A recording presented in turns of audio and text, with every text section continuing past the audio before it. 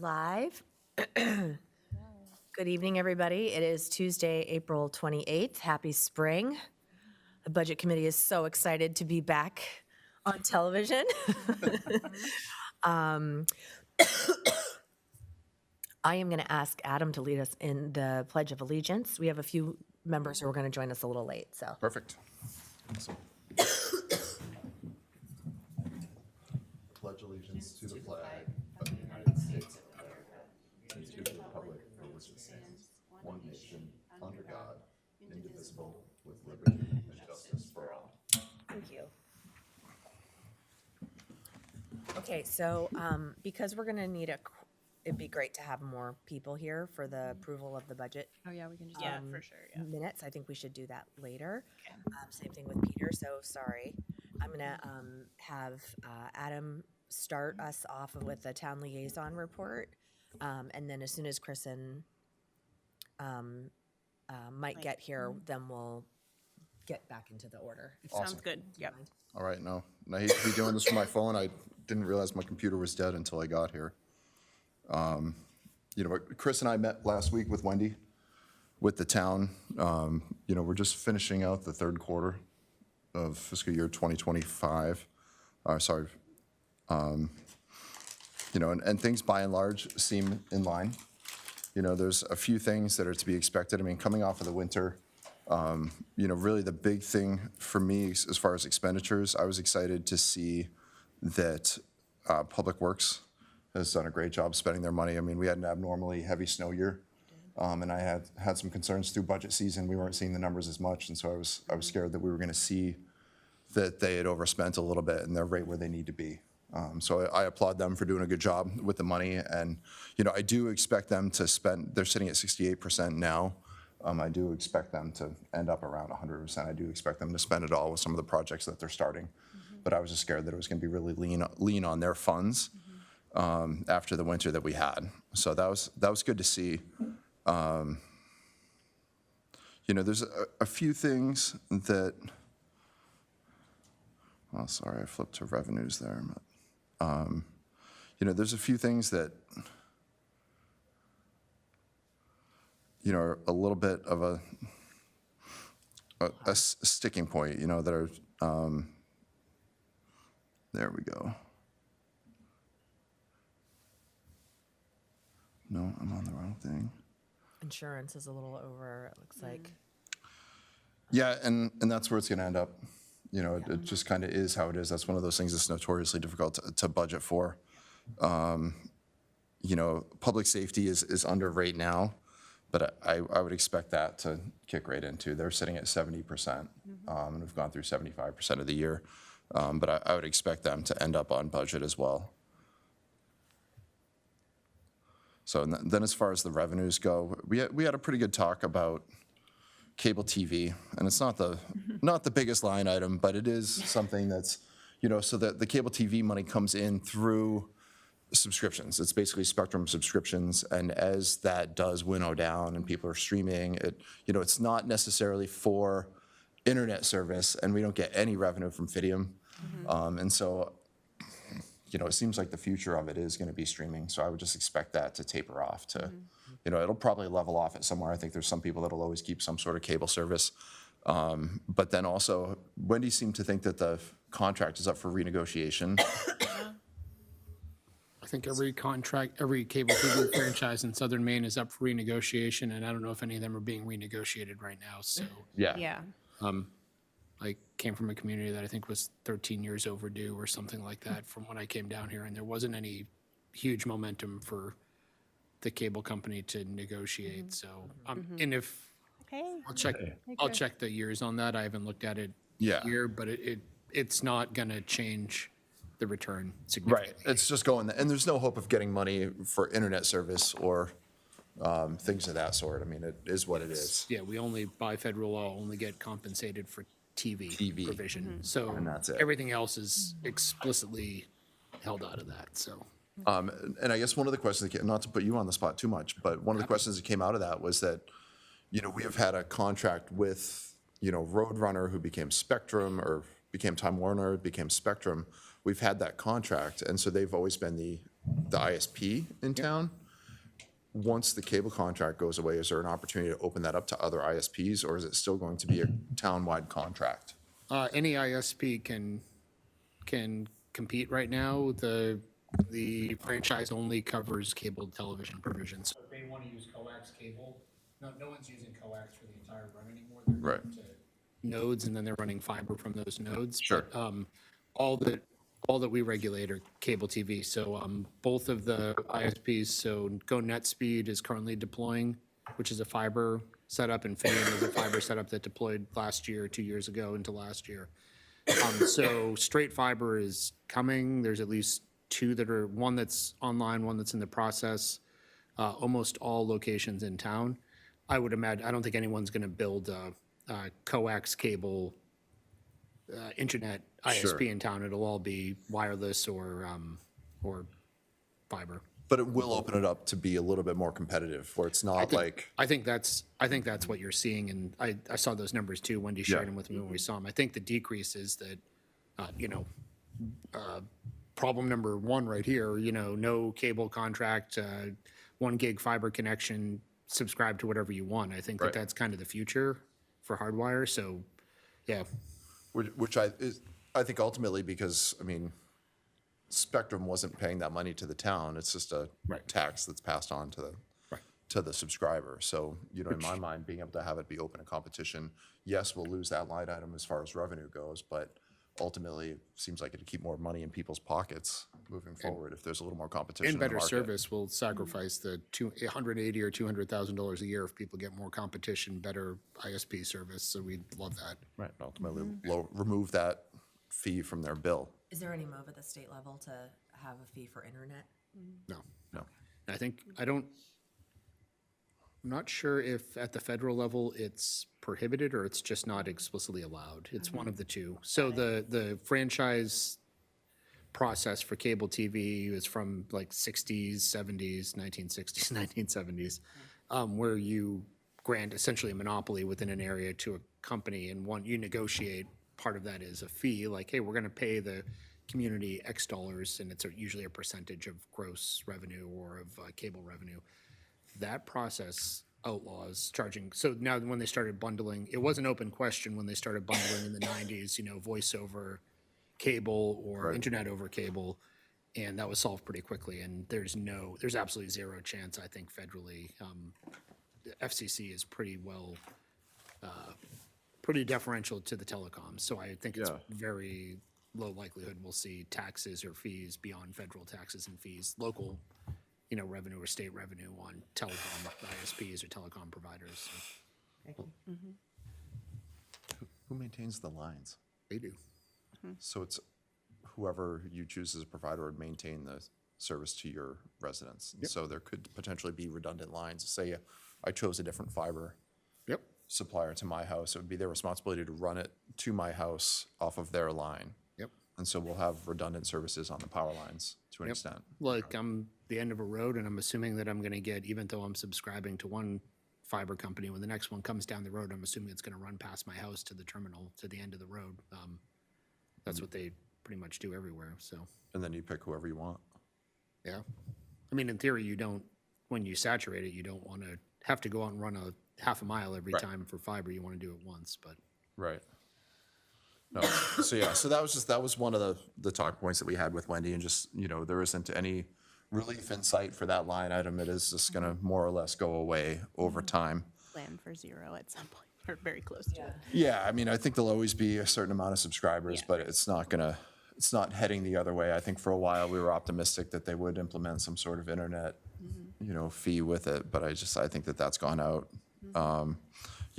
Boats is way down, excise tax on boats. It is the time of year. I believe we were down last year as well, though, so I just want to see if that trend continues. To me, that's one of the, I think a lot of boaters are pleasure boaters, and to me, that's an indicator if there's less boats being registered, that might be a sign that town might not be as busy this year. But yeah, I mean, state revenue sharing, even though we're a minimum receiver, continues to be above what we budgeted for, which is a good sign.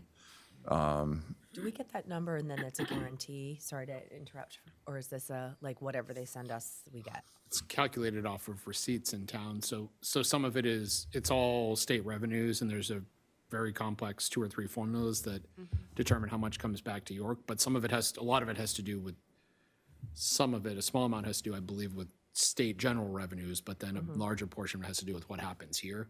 So meals and rooms, things like that. So revenue sharing, state revenue that's generated here in York of any type. So it's real time. So if, So For example- spikes in the summer?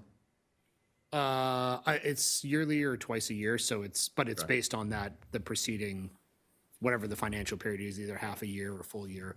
So does that mean this is one payment or this is 2 payments on the March 31? I I believe that's at least the second payment. Yeah. Might it's- actually I be- think we get 2. I don't think we get 3. How much, what percentage are we at right now? 75. Yeah. It was budgeted at 1.4 and right now the actuals is 1.08. 1.08. That'll increase. Yeah, That'll we're come not, up. we're not forecasting any shortfall in that from what, so the state gives us an estimate of what we're likely to receive that we Okay. either budget off of or use the previous estimate to actuals. We might adjust it upward or downward. We do that prior to coming to you guys. Wendy and I do that. She does it. I look on and say, yeah, that looks good or that looks bad, or let's adjust our assumptions a little bit.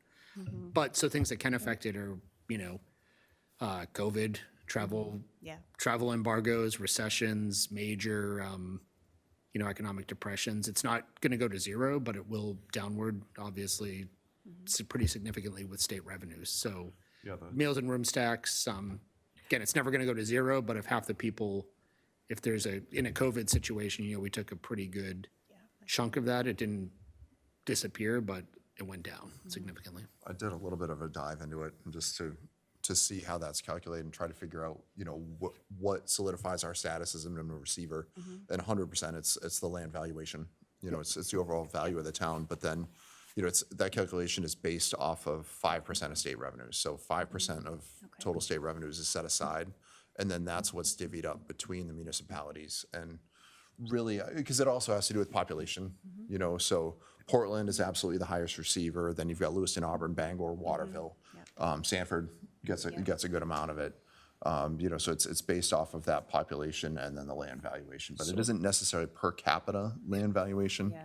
Yeah, I haven't followed the new formula since we went back to full funding of revenue sharing, because there are 2 components, Rev 1, Rev 2, and the minimum receiver, donor, receiver, community thing plays into it too, of, service centers versus retail centers versus population centers, and they're impacted different ways by the splits. I don't know if those, I know that they changed the revenue sharing to fully fund it a couple years ago now. And after that, I don't know if they changed. I haven't gone back and relearned the formula because I don't have to, and I don't ever want to again. It was a nightmare back then. Yeah, So yeah. I guess when somebody monkeys around with it at the legislature, we'll have a crash course and we can all learn what is being proposed. Usually it's in the budget process. They'll use it to fund a budget shortfall. For example, the previous governors have reduced significant, even though the law said you have to share 5%, they've shared 2.5%, 3%, 3.5%, 5%, whatever the amount is, to plug Sure. revenue shortfalls. So it's been a priority. A lot of the people who are now in the legislature were municipal officials. That was I would say, I don't know, a priority, but a policy point during the LePage 1 administration that was used as a budgetary tool. It was good for some people, bad for municipalities, right? And a lot of the municipal officials who were you folks, me, town select board members, town councilors, city councilors, in the 8 or 9 years since that was an issue, have run for the legislature and are now dealing with shortfalls from the state. How do we plug this $500,000 hole in the budget, the cut that was made? So they made it a priority. It's really fascinating. All these former local elected officials and now state officials made it a priority to restore that full funding amount. However, that only lasts for so long. Eventually that institutional memory is not there. And, whether it's 5 years or 20 years from now, someone will be like, hey, I got a way to close the state budget shortfall. Let's reduce revenue sharing to municipalities, and it'll happen again. It's cyclical. So It's fine. Yeah. We'll deal with it then. When did sales tax go up to 5.5? Has it been like 10 years? 12 years? Yeah. I don't remember. But if I don't remember it happening, it was probably 13 years ago because I haven't lived in Maine Yeah, for 'cause it's 13 still years. supposed to go back down, right? When that was implemented, it's supposed to go back down to 5, right? Yeah, I mean, Goes that's back the thing. The laws all state what shall happen, and then it's not Right. illegal if the legislature passes a budget. That's also a law, and you have one law that says you shall fund it at 5%, and you have the other law saying this is the amount that we're going to fund it. That's not 5%. Can't generate money out of thin air, and that's the amount that actually gets funded. So Right. All right, moving on. I mean, the big thing that I thought we might see a little bit this month was the bump for parking stickers.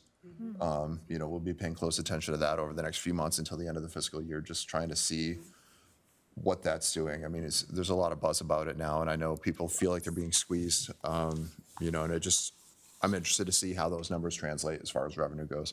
We're not seeing it yet in the March numbers. we sold, so we usually sell about 10,000 parking stickers, 9 to 10,000 a year. We sold 3,200 already. Oh, wow. And the date just was moved started. earlier, so, right? The date moved earlier, so like, people would be getting them this earlier month, probably not very many last month at all, but Right. this month. up until yesterday, we had sold 3,200, so probably another 150, 200 today. That's about how they're going. And you'd say that that's trending ahead because of the earlier enforcement of, Yeah, this year it was like, we had sold 1,500 this time last year, but parking started a month earlier, so. I don't expect the number to be equivalent, the price is higher. I expect people to probably, I would do the math and say it's 15 hours. It used to give you 10 hours of parking 2 years ago, now it gives you 15.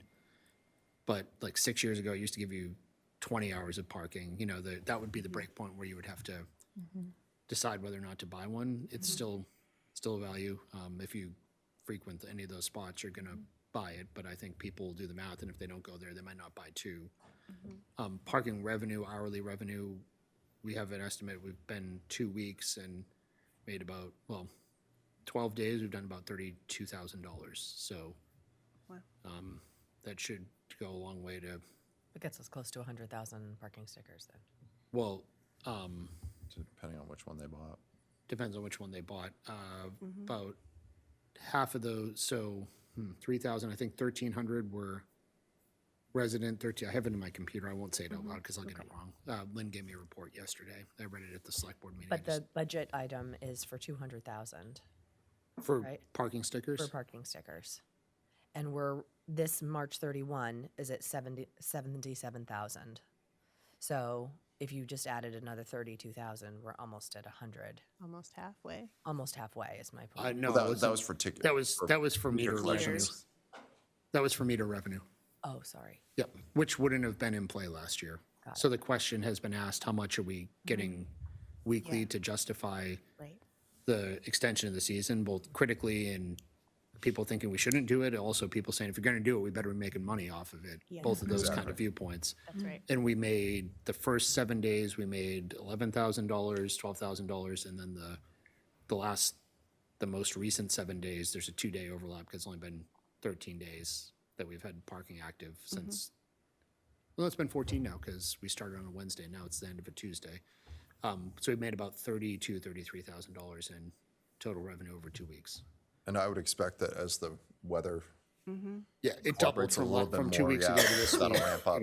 Yeah. okay.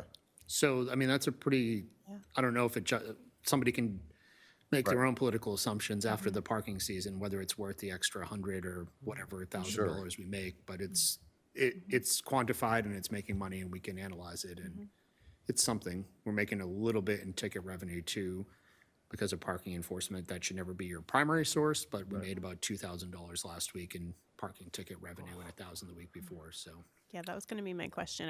I feel like people have come to me like, how is enforcement working? Like, happy to pay the parking pass, but like, not cool if someone else isn't. You know, like, so what are we doing about that? So, yeah. Yeah, so I mean, I read the numbers, I could pull them up, accurate to today, how many tickets, but I think it was in the 300 range that have been issued over the past 2 weeks. That's a big chunk of those are warnings. You know, they go ahead and warnings at the beginning, but I think there were like 50 or 60 warnings and 200 and something plus actual tickets written, so. So enforcement is happening. Good. Yep. For Yeah, I those mean, watching at home. we want it to be that balance where Yeah. people know there's going to be ticketing if you don't pay, but obviously the goal isn't to Yeah. hit somebody with Slam people. $75 each time they mess up. So, If you're gonna do it, you gotta do it right. Yeah. yep. I talked to the select board about this last night. They were very, I would say, justifiable criticism from the public that enforcement was focused on certain areas. You were part of that discussion, Adam, that people in the Short Sands Village area have a very different perception of people on Long Sands, Long Beach Ave, and in the harbor of what enforcement, or in the village, what enforcement means, because like a vast majority of the tickets were in the Oval and Short Sands Park, and because it's easy concentration. So they've done a really good job this year of hitting patrolling areas all the way from Cape Natick Beach, other areas, non-parking areas where people are parked on the side of the road, like in the middle of a lane, those people would get ticketed too. That's, a couple a week or something like that. But Cape Natick Beach, Short Sands Village, kind of Long Sands, the whole length of it, and in the harbor. So there's been a good split, and I know they're trying to go sequentially and not just focus on one part each day, like have a presence in each zone at Yeah. a different Sure. time each day, so. Sure. Thanks. How do we sort out the internet issues? And is that being dealt with like earlier? Yeah, now so a that lot people have of, so access? I would encourage you, if you, unless you have T-Mobile, to go and check both the harbor, Long Sands and Short Sands area, and we did that last summer, and it was phenomenal. We had like 5G connectivity in most areas. They put so many repeaters and small cells up, the telecos. Short Sands currently is still a problem with T-Mobile, but they have already installed the antenna at the Center for Active Living at the tower there, so we lease space to T-Mobile. I don't know if they've flipped the switch yet. I haven't heard from any T-Mobile people that they can get service in the Short Sands area yet, but when that goes on, that should, at least for the immediate coast, be good. We still have a lot of bad spots, like here, for example, in the village and Seabury and, pretty much where where everyone lives. So So it's what still pretty happens bad. if there's no service? And Can you people just not can't park there? pay. So the meters are on, they're tuned to specific wireless networks that have reception. So the actual meters, the pay stations, almost all of them are always connected. So you can use a So- card on that station and not You have to do can, it on right, and phone. your phone, you can use it as long as you have connectivity. The problem, the biggest gap there being T-Mobile that we're aware of in Short And Sands. are there kiosks at each parking location? We have 4 on order for the harbor that we ordered about 5 or 6 weeks ago, and we had an 8-week lead time, and I would be shocked if they arrive in time. So there's been a high portion of warnings that have been written in the harbor, but we've gotten good reports from people I know, just elected officials, town employees have been walking up to people using the Park Mobile app and be like, hey, how's it working for you? And everyone's like, great, I was able to park easily. So I haven't heard any outrage from people that couldn't get connectivity. The Park Mobile app just needs brief. It's not like downloading an entire movie. You need some brief connection. Mine worked 2 years ago in Short Sands when there was almost no signal, and it takes a minute, but Well, once you have your info saved, it's real easy. Yeah. Once your Yeah. card It and is- credit card are in there, it's Yeah. real easy. so the problem that people will have is if they don't have the app and they need to download Download the it. app, It yeah. might take a couple minutes to get the bandwidth to do that in some locations, but once most people have been kind of saying to us, like, it's great from Boston or I'm from, wherever, and where this they're is the system that's used by 14 different parking lots in my neighborhood, and I've got it Even saved. neighboring communities around here have Park Mobile, so it's Portsmouth, Yeah. Portsmouth, there's some in Algonquin, some in Kittery. I don't know if they're the city and town ones or private ones. There's a lot of private lots that are using it as a system. yeah. Just, I think they've done a great job with the signs, making it clear they're plastered everywhere. And one of the other things we've talked about that I still haven't seen yet, though, is something to say where the kiosks are. Because in order to like make sure that this revenue stream's working, like we need to make it easy for people. And just with these adorable little kiosks that we have, you go and park a Civic in front of it and you can't see them anymore. Yeah. So having something It's up a high. dual-edged sword where everyone in the harbor said to us, "You're putting kiosks in the Yeah, harbor." I said, don't "I want- swear they're don't want this it to big." be And then they're like, ugly, "Well, then how are yeah. people going to see them?" I'm like, "Well, we can't make anyone out there." Exactly. Right, when they're Exactly. unobtrusive, what you're it not going to is. be able to see them. Need a when Mike they're- Walwork cut out there pointing to it or something like that, But that's just one of the things that we see up at the beach is that people, oh, it's right there. I had no idea. So a little sort of thing. arrow or some signage or something like that, yeah, directional. Yeah. It's something, good like idea. something taller than a expedition, Yeah. you know, Okay. the people could see it. It's a good idea. Yeah. Yeah, so I mean, we're having pretty good success. We're seeing 50/50 distribution almost exactly between kiosks and Park Mobile. So, Also, if you guys took a few minutes and updated the website, like you said, there's instructions on beach parking stickers, but I think like to just have something on there that's like, we've changed how we do parking. So if anybody's like looking at the website, are you on the clerk's page right now? I just looked at the frequently asked questions and searched for parking, and it's like It's not right. intuitively where I Yeah. Okay. went. So I, like, and it says beach parking stickers, but it doesn't address like if you don't have a sticker, here's the new process. It Yep. might be helpful. Yeah. I don't know how many people look at the website when they're like coming to visit or whatever, but It'll be gone soon, Okay. but, okay. Anything else, Adam? No, tax collection's down a little bit, but, you know, I kind of look at that as the excise tax on boats too, that it's like, is that an indicator of things not going well? So that was just something that was a little bit of a red flag to me that we're down. Because we were ahead in February, right? We were after the September payment. But, so that's down just a little bit. I'm sure people will pay their taxes, but it's just one of those things that it's like, you know, why are people waiting? So watch that at the end of the year, we've completely switched over the tax collection system, which pushed their reminders out until like maybe 4 weeks ago, 3 weeks ago, I think, sending out the overdue notices for February. Usually that's like a March thing. I think it happened in April. Okay. It went out. So There's that might be no, why, yeah. that's kind of a voluntary thing we do, but when that Yeah. happens, a couple hundred people come in, Yeah. like, oh, I didn't even get the first bill or something like that, so. So that's pretty common. Tax payments are online now. Yeah. So Express Bill Pay, XPRESS Bill Pay, so it's a multi-bill clearing site. A lot of different places use it, but you have to you set up an account. So you set up your user account there, and then it will steer you towards, if you identify that you're in York, it'll say nearby merchants, Town of York with our logo. And it lets you, when you click through to the Town of York, it'll associate your account with the town, and then it lets you look up your parcel. So you have to use your name, you need your parcel ID number, which is the 4-digit map and lot number. And sometimes there's an A, a B, or a C, or if you're in a condo or something like that after it. But that's on your tax bill, or we can help you find it, or the assessor's office can help you find it. But once you set it up, you can view your tax statement. So go on, it says, yep, if you're in escrow, you can set it up even if you're not going to make a payment. If you want to check to see if your mortgage company, if you're under escrow, has made your payment on time, that's all shown there. The second it goes in, it's linked directly to the account. So it's a one-way transaction to address people's concerns. It's not a two-way. You can't get money out of it. You can only put money into it. So people have been concerned, like, how do I know that somebody else isn't accessing my information? It's only going to show public information if you link to it. And when you go in, it won't let you link to an account that's already active. So nobody will be able to go in and claim your account if you've already set it up. The most rare 1 in a million scenario is that maybe somebody might link to your account and pay your taxes for you, which is allowed. That would be pretty, Generous.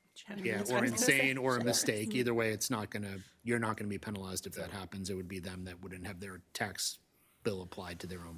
Would you say that's the preferred way to do it? If town hall had their say?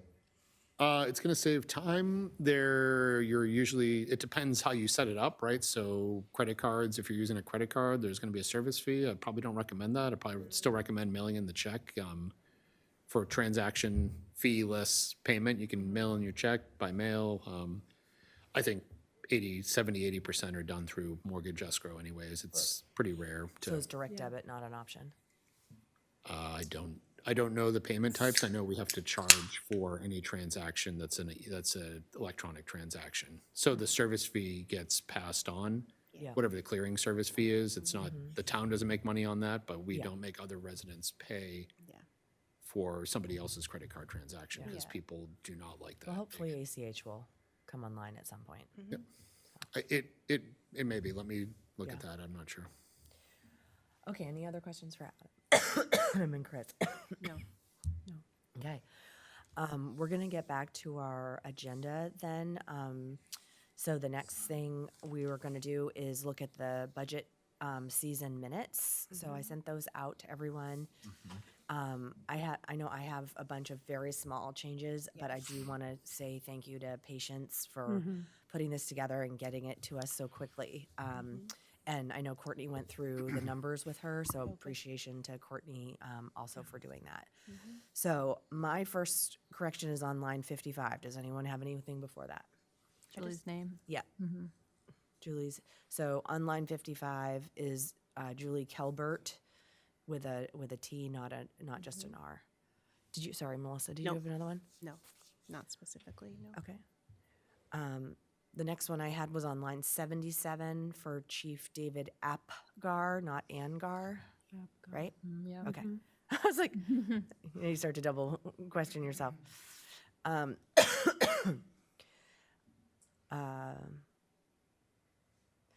was curious about line 156.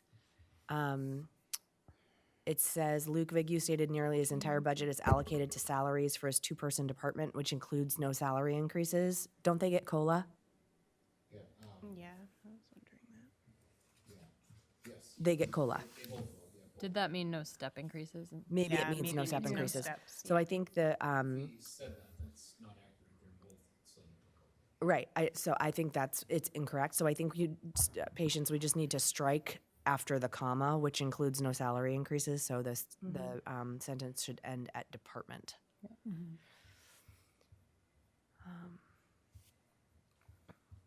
The next one I had is on line 276. Anyone have before then? I do, I have a bunch. And do you want to go in order or? Yeah, please, let's go in order. So Okay, you go sorry. next. Let's see. So, like, kind of in that same section with the planning and code, I just felt like on line 152, where they talk about state land use law, I just think the clarification, that was about density, I think, right? It just felt too vague to, like, understand. I'm pretty sure that he was talking about the land use law about density. If anyone else remembers that, then I would suggest making it more clear. If not, I can let it go. Okay. And the other thing was that the planning department's application fee on line 153 is being updated. I thought we had a conversation about they were considering increasing the fees and not that they were actually doing right. it. So I think changing that they were considering updating. Yeah. And then line 170, this was just sort of a general note. There was a lot of acronyms. This one was SSRB, but I think the acronyms need to be spelled out. Just to be clear. And then kind of related to that, higher up above and throughout, the use of PM is not consistent. Sometimes it's like lowercase, uppercase. It's a picky thing, but it should be consistent throughout how we're listing PM. But I think Well, in 170, actually, that's a great catch because SSRB should be MS. Yeah. right. Yeah. SRB, right? Municipal so, yeah. Services. Yeah, SS. Yeah. Services. Municipal Social Services Yeah, Board. so it's MSSRB. Yeah, it should be spelled out It anyway. should be spelled out. Okay.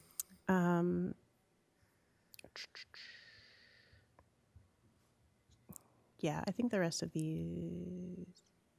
There was just a couple of places that I felt like the wording, like line, it's higher up. I'm sorry, this is out of order. Sorry, Patience. 84, it says partner with a partnership. So that just felt redundant. I don't know if we could clean up the language there, but I think that's everything. So, okay, so on line 84. Yeah, sorry, I won't go back anymore. Initiative to partner with organizations or an An organization, maybe. Yeah, that organizes environmental beach and river cleanup. yeah, right. Okay, thanks. Sorry, I know these are picky, but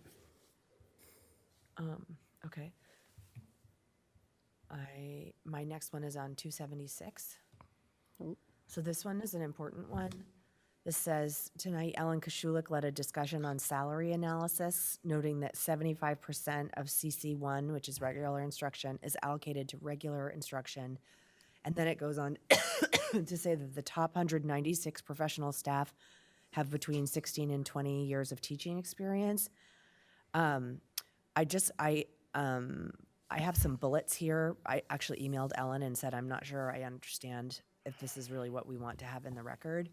So what I'd like to request instead is that Salaries and benefits account for 75% of the overall budget. And then salaries and benefits account for 96.8% of cost center one, which is regular instruction. Then when we get to the 196 number, of the 196 professional staff members in the York School District, over 50% are at step 20 and 67% fall within the 16 to 20 range. So patients, I'm going to send you these edits specifically, but if we could make those corrections, I think that would be, Good idea. That's more accurate, yeah, more yeah. clear. My next one's on 314. Do you have You know, any? just before that, back on February 5th, this doesn't have the line numbers on it, but on the section 9, Thursday, February 5th, it says Tim Hislop. Oh, Says where? Oh, good catch. Sorry, wait, It should be Hislop, right? yeah, wait, I lost it. It might be above that then. Tim Doak. Yep, right here. Which line is it? 246.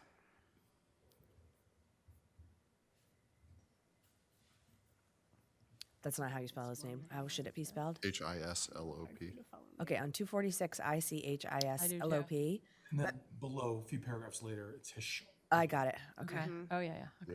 Yeah, Two February 5th, 253 is yeah. the line that needs to be changed. 253, it needs to be updated. thanks, guys. Good catch.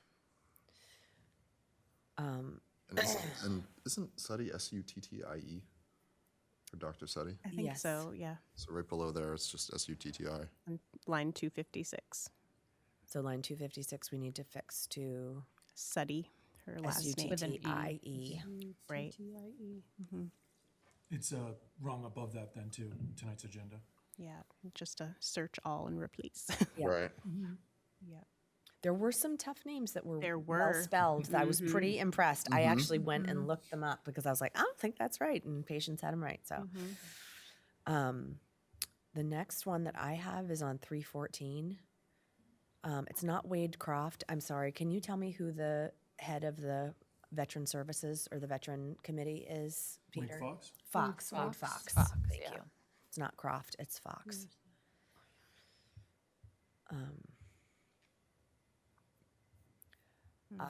My next correction's on 364. Does anyone have anything before then?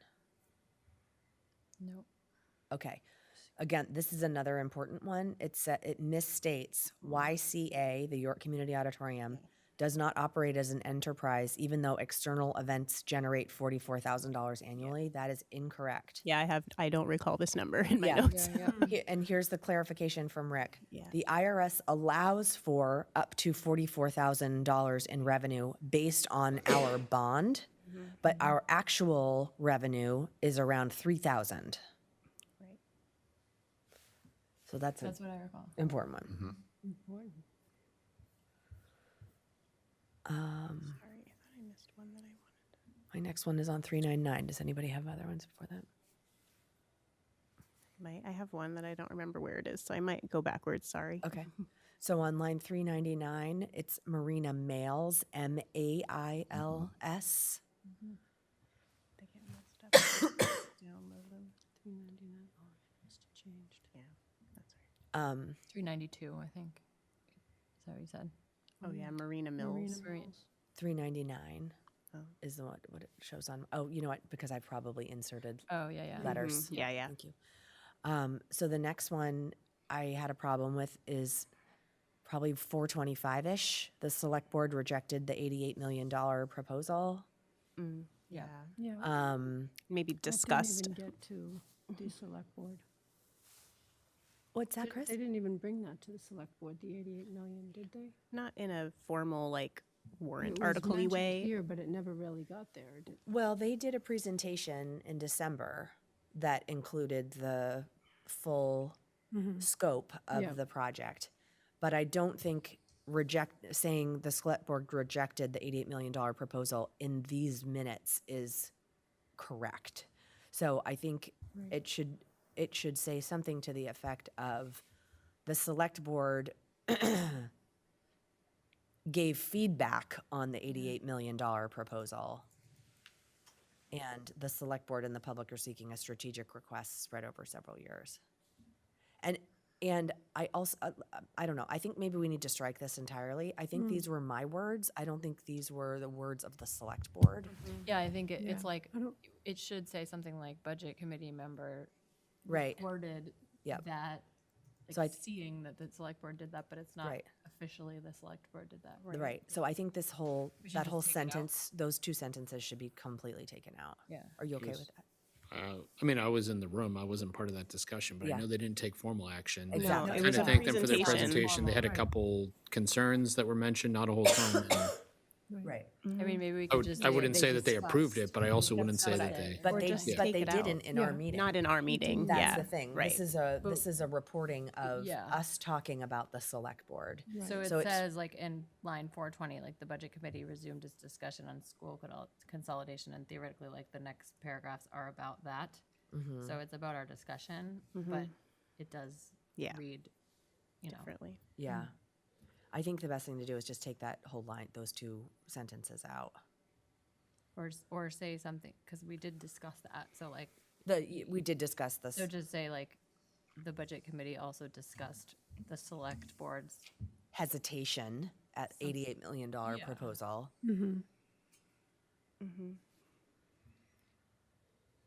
And then I think, again, the budget committee's understanding is that the select board and the public are seeking a strategic request spread over several years. yeah.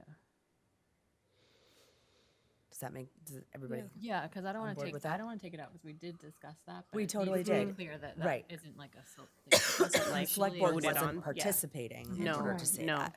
Right. Right. Yeah, that makes sense. I found the one that I wanted to Okay. run by you all. It's way at the top, line 64. It's when they did the overview budgets, like one of our very first nights.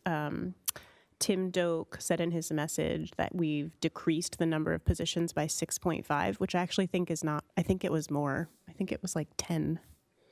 I think it was 13 was over 2 13. Yeah, years. it was 13 over point 2 years. over 2 so- years. I didn't have my binder with me when I did this proofreading, but it was was more than 13.6 FTEs over 2 years. over 2 years. Okay, Right, so so maybe the six- 6.5 was for this one. The Okay. 6.5 was This was after. this year. Yeah, so this was decrease the number of positions by 6.5 for fiscal year 2026 Okay. after the budget was approved. That Right. was the point he was making. Right. Yeah. I didn't want to Thank you. discredit that difficult work, you know? Yeah. And while we were looking at that one, I noticed one above it too. And again, I don't know which line, but it's from January 6th. It's got Tim DePerio's name, and I don't believe there's an S at the end of it. Yeah. Yeah, Patience, if you could please check the spelling on Tim DePerio, that'd be great. Yeah. I think that's it for me. Maybe. Yeah. It's misspelled also earlier in that agenda that night. Okay. Any other concerns, questions? No. Thanks. Edits.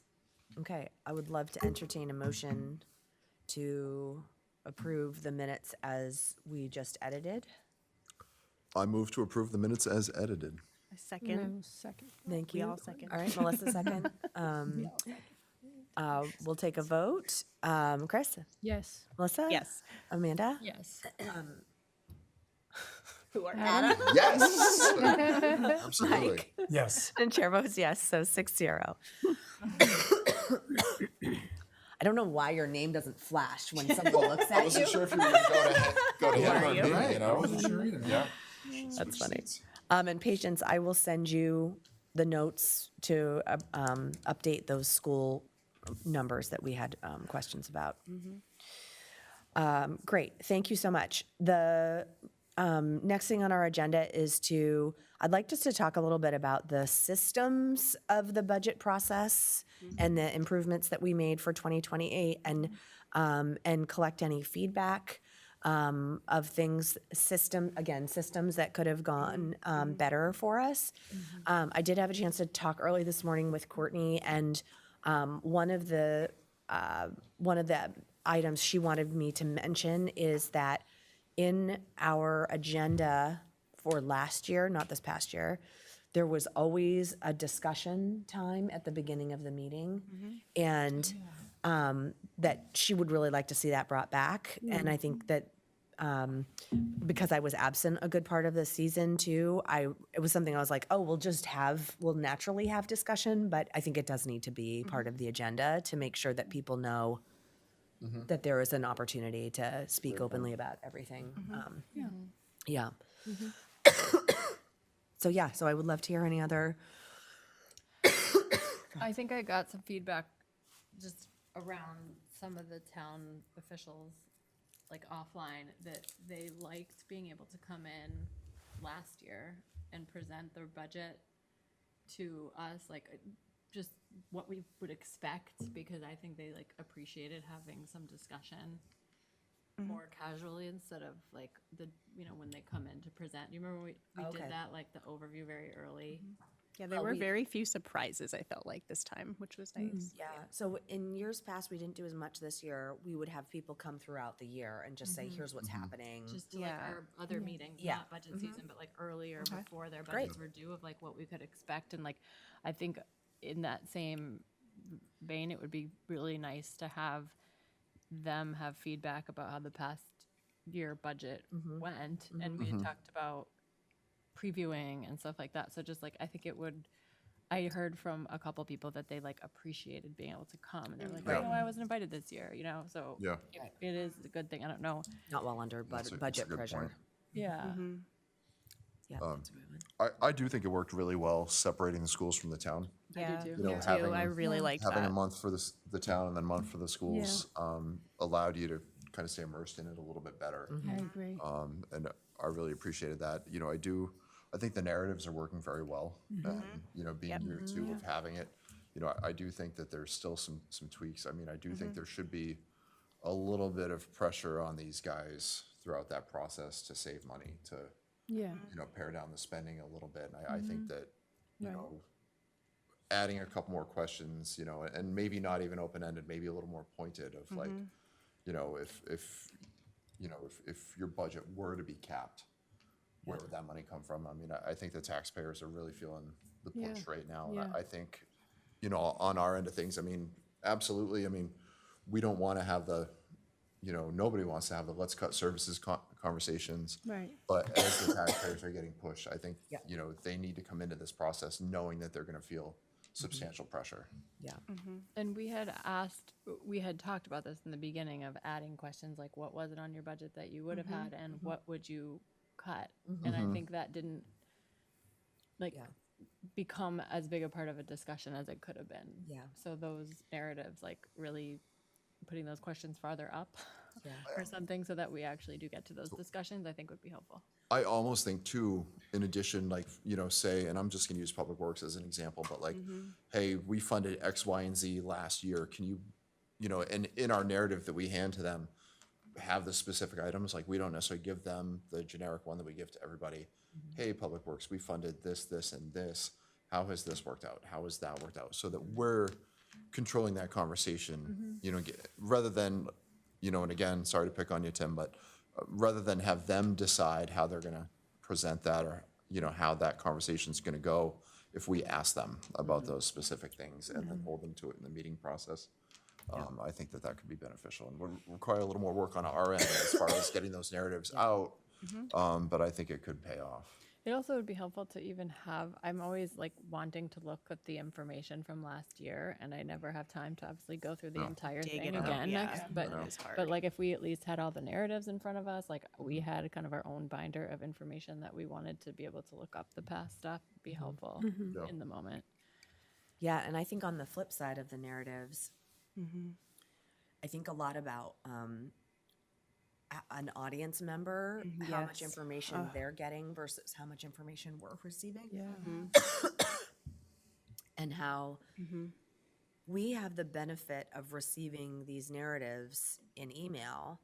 And while they are up for the public to be able to look at, I'm not sure people necessarily take the time to go and look at them. Right. And so there are some kind of assumptions of knowledge made when we're walking into the meeting saying, well, we've prepped for this meeting, Right. like for DPW. we know why Tim needs X, Y truck based on his narrative. So we're not necessarily publicly having that conversation Yeah. Right. of like, of you need to justify X, Y, and Z because we've gotten all the justification in paper. Right. Do you know And what I'm talk to saying? them during capital planning and talk to them in the Right, right, off right. season. Right. You know what I mean? But So I, it's but I like, think yeah. there is some value in rehashing Yeah. and Yeah. maybe bringing to light more of the narratives Yeah. in a public discussion because I do think getting to the content on the website is hard and people, it takes work. Yeah. And where people get their information from the budget committee tends to be in meetings and what we're actually saying. That's, So I think that's one thing that I would like to be a little more clear about next year is that you're going to have your narrative, but when you get here, we're going to ask you to kind of go Summarize through your it. narrative. Present The it a first little 5 bit minutes more. is you, yeah, and presenting. more with like bullet points so that it's easy to digest. Yeah. It's not like a big story, just bullet points of what is really happening. Right. And so the public Yeah. can get it. Yep. And maybe even one thing Courtney mentioned is now that we have the technology, Putting the narrative up could we put the narratives and the numbers up? and have it side by side. Yeah. That would be really helpful. Yeah. And I know exactly like the framing of, if your budget didn't pass, if it was literally 0% increase, I don't really like framing it that way, but if your budget was the same as last year, what would you do? Or what changes would you make to accommodate that? Yeah, that would be Yeah, good. I'd I like think to it's a- talk about level funding a little more. I appreciate sort of the worst case scenario, but we are hearing it out there in the public and, we want to raise revenue and then we say, all right, well, we're going to raise the parking pass, price. And everyone's like, well, not like that, we didn't mean that, so Right. it's, you have to confront some of these realities and people Yeah. can say, these rates can't keep going up. And as true as that may be, the reality would be, this is what you're going to get if it doesn't go up. So it's a reasonable response possibly to what people are asking. That's why we just give it a curbside trash pickup. No, we Yeah. do not. Save all Get rid of I know, curbside that's trash. a lot of money. No, Go to the transfer station. Cancel the contract. no. The transfer station. We're in year 3 of 4 of that 7-year contract with Casella, is that right? Just speaking hyperbolically. No, I mean, Adam, it's you a do this, and possibility. We could look all at gotta that. face it on the YCD. 3 more years, and then no more trash pickup. Yeah. That would be hard to swallow. Did anyone have any other feedback about the calendar or the schedule? I liked giving the extra time to the school, as we've already said. Yeah. I did though feel kind of like we didn't check in with the town enough. Yeah, like Once we at got the into the end. school, I was kind of like, but now I have things that I wanted to follow up on. And there just like it didn't feel like there was a built-in opportunity to do that. So maybe like at this, Like halfway through mid-school, schools, we having just like half and half and make a meeting just to yeah, have just like a follow-up. check-in. Because it was almost like I had these questions, and then by the time we got to the very end, it was like, what was I going to ask? It was like weeks later, and, And so we much had had happened. follow-up that we were like Yeah. expecting to hear about. Right, and it was then, like, really there late. wasn't really a forum to discuss the follow-up as Right. much because we were so deep into the school. So I think, yeah, having that opportunity would Just be like good. one midway sort of like Yeah. pop back in, just to keep the lines of communication open. Well, I think on our end, maybe kind of, getting our questions together too. Yeah. Just so that, if we're going to call them back in here, so that Yeah, meeting has purpose. exactly. Yeah. Writing Yes, it for down sure. and kind of, hey, this is why we're calling you in, not just to have a Right. Yeah, brainstorm session sure. or an open discussion. yeah. If there's pointed things, yeah. I liked having the really big items first and the small items later. I thought that was really Yeah. helpful for the context personally, but Well, I will say I had no frame of reference to know what to expect. I thought budget season was going to be worse than it was potentially. You got a really cleaned up version. I thought it went really well. I think everyone was very organized. So honestly, again, having no frame of reference, I think it went well. It was digestible for me. So. The departments did a good job They Yeah. did. on all their Rick and Wendy and presentations and Peter. narratives and such. They really did. okay, any other thoughts about? I just want to celebrate YouTube. Oh, Oh, is it up now? I haven't looked. So much better. So much That's better. great. So Good. big shout out to I can't Alex. wait to be Yeah, able to yeah, just yeah. put a summary of a meeting. Like, I want to just say, give me a summary of this 3-hour select board meeting. Yeah. Yeah. Yeah, that's You can do that. That's what I want to Another do with good YouTube. idea. Yeah. We should be able to do that. I'm right? highlight. psyched. Yep. Yeah. I would imagine once YouTube. it's public, you can do that. Good. Just be way easier to keep in the loop. Well, you already can have, you know, I'll be in meetings and the clients on the other side will have AI just as their stenographer, so To to speak. summarize, yeah, So as soon as it can match up with listening to YouTube at 2x speed or whatever. that's right. Oh, yeah. You could get a beautiful little 5x speed, I don't know how fast you can hear, but you can write it all down. Is Big that bonus. Something that is in the cards. for all the meetings. I mean, I could do any it right now with meeting. my AI if I just left my Yeah, computer on of the whole course. thing and we could just do that. It's in here. But I think there are places that scrub the actual digital file in like a second, right? Yeah. As opposed to real-time playback and mobile. I know that they exist, I'm just not familiar with the specifics. It's like Yeah. where you pointed at something and it pulls the digital file and it doesn't do it in real time like a human would do. Yeah. Well, but I think, you This is know, the ones and zeros, right?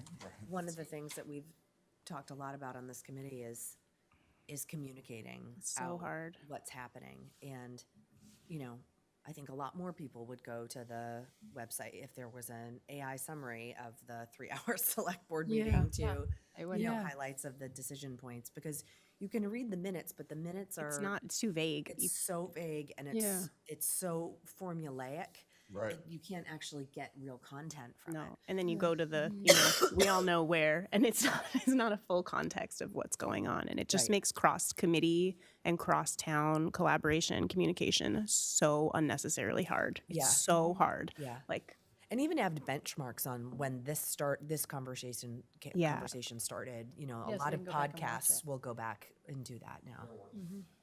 Okay, it's just Yeah. so hard. Yeah. good.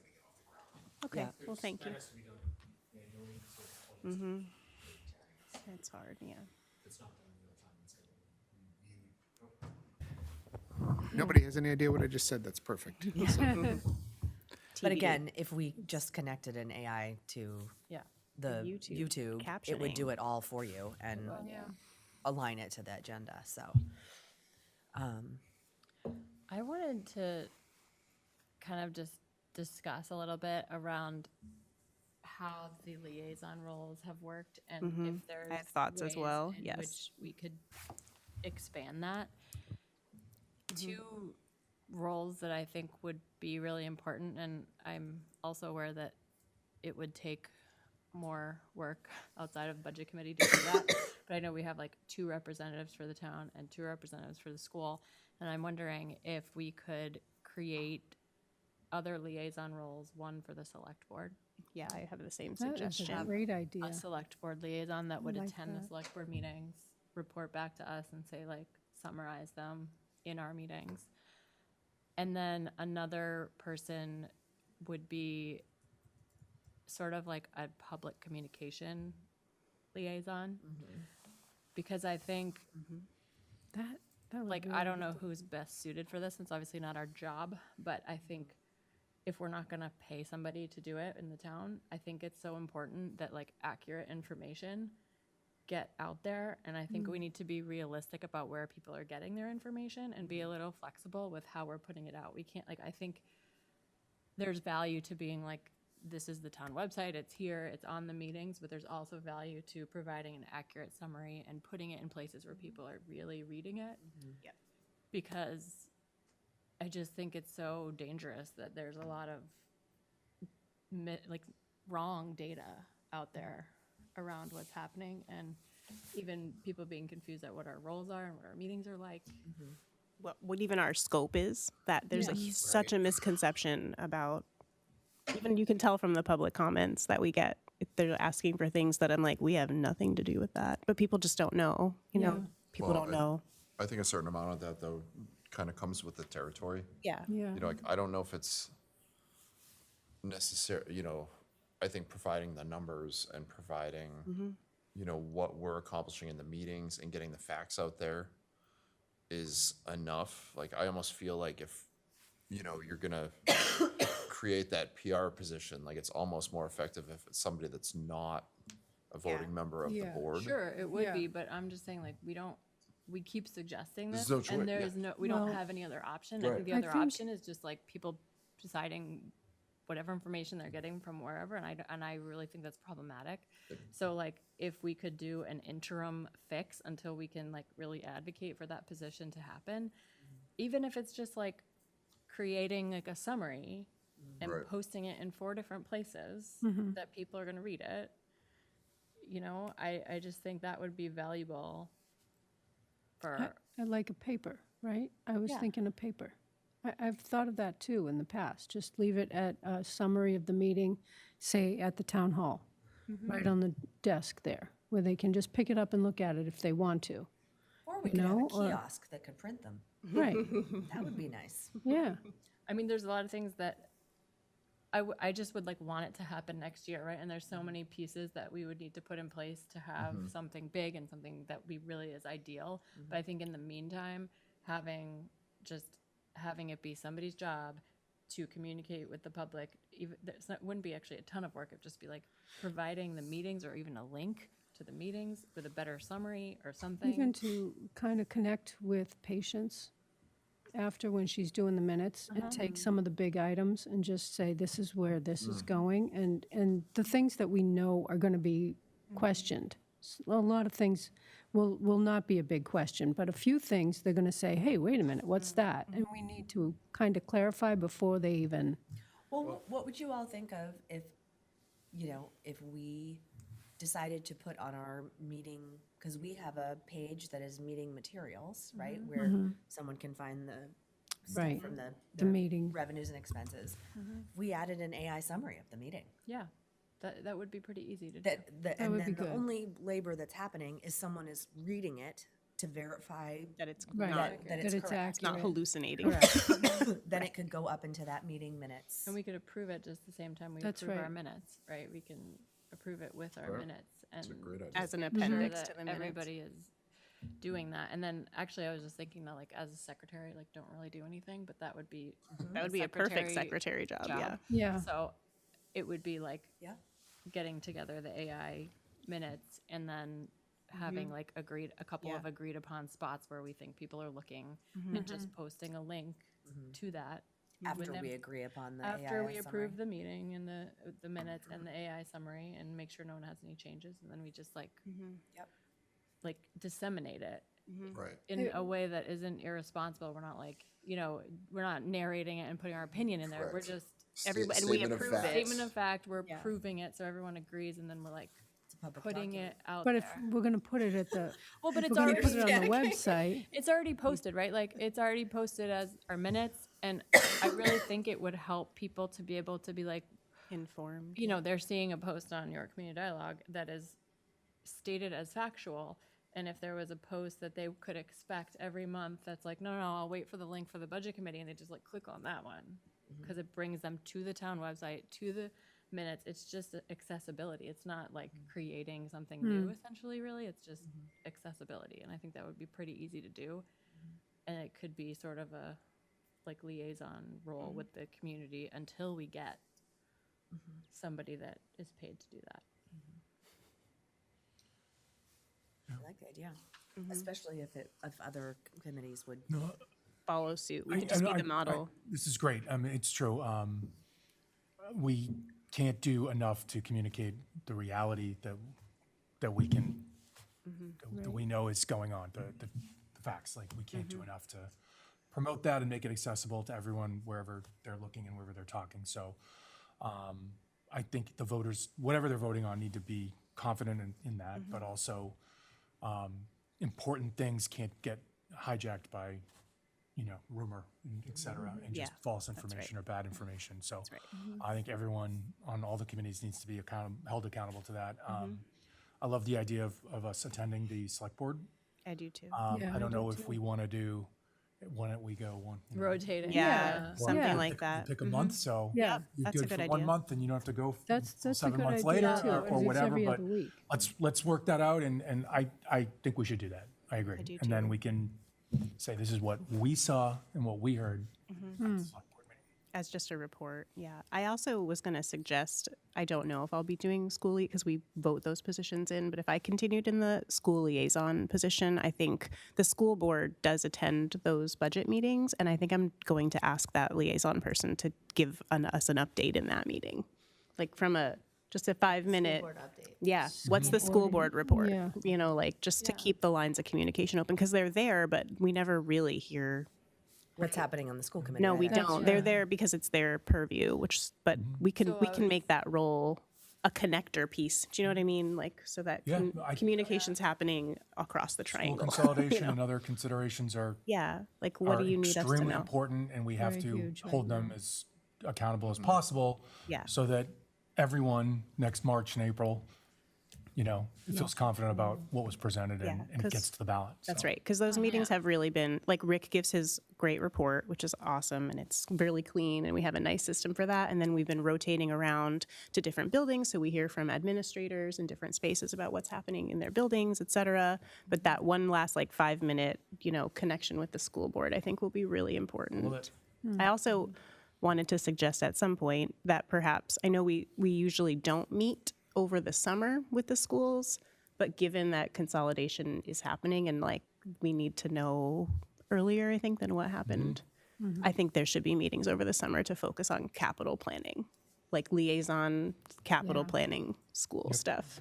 Well, I think that's sort of where my mind was going around missed opportunities this season. And I think we're in a unique position where we get a lot of information from a lot of places and we can be the connectors there. So if we are on more involved with the other boards and can communicate, then I think it's going to allow for catching those things earlier, catching those kind of process Yes. issues, seeing them coming potentially and bringing it up. I mean, Right.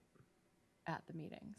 Because the tendency for us is to, it's like budget season's so intense and we have feet on the gas and then it's over and we're like, oh my God. And we just all pull back, but it's actually right now is kind of when we start need to gearing up for the fall, right? And so we actually shouldn't be taking our foot off the gas pedal. Yeah. But that's been our that's the desire, right? To save your time. But yeah, I think it would actually save time later. Yeah. later on to be more organized about these things and to have these discussions, because I think when we get into the it's too late to do anything position, there's a lot of talk and a lot of time and a lot of people involved, and it's Yeah.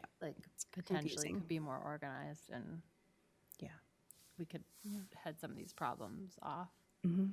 Hopefully. I am not convinced that our involvement will benefit the process, No. by, as far as the Select board. school capital planning, I almost feel like they have to go through their process, which I understand, there's some shortcomings this past year, but I almost feel, I'm not saying that you shouldn't meet over the summer or anything like that, but I almost feel like they need to go through their process before we go through ours. And so certainly if it's something that they're open to and they think there'd be a benefit from having the budget committee be involved in that process a little earlier, and I understand that this is potentially going to be a massive project that is going to need an overwhelming amount of communication, but I would almost, I wouldn't leave it up to them, but I'd be interested to have a Well, of course, discussion it's an with invitation, them. yeah. Because they might be like, hey, if we bring the budget committee in earlier, we'll be better informed and be more, symbiotic relationship going through the budgeting process, and that might work for them, but for the school board and for the superintendent, they might want to just take it and run with it before they start bringing everybody else in to do it. So I don't know if that's really within our purview to be like, hey, by the way, we're going to jump into this a little bit earlier. And Yeah, no, I'm we'd not- have We to are. be in compliance with them. We course. would have to, of course. And not to dictate the them do what process, they but just to be a perspective on the process. Right, Have you thought of? Right. Exactly. Yeah. yeah. Because the thing that's Maybe come do it up- that way for clarity, or we've seen it this way presented by Parks and Rec, and that model could really work for you, or you know what I mean? But that's really what the capital planning process, the capital planning committee is meant to accomplish. Yeah. And so, stretching, I'm not saying. Yeah, no, I it's get what wrong, you're but, saying. I I'm just totally trying get it. to- Yeah. Trying to think it through a little bit, and it's, how is that gonna ultimately benefit the taxpayers in the long run? And how's it really gonna benefit the process? Well, It would help. I think with our positions, like it's taken me, like this is like my third year, and just feel like I'm dipping my toe into understanding the whole process. Like it takes a Right, long time it does take a Does. to while. really get a handle on things, and agree. like the terms aren't long enough.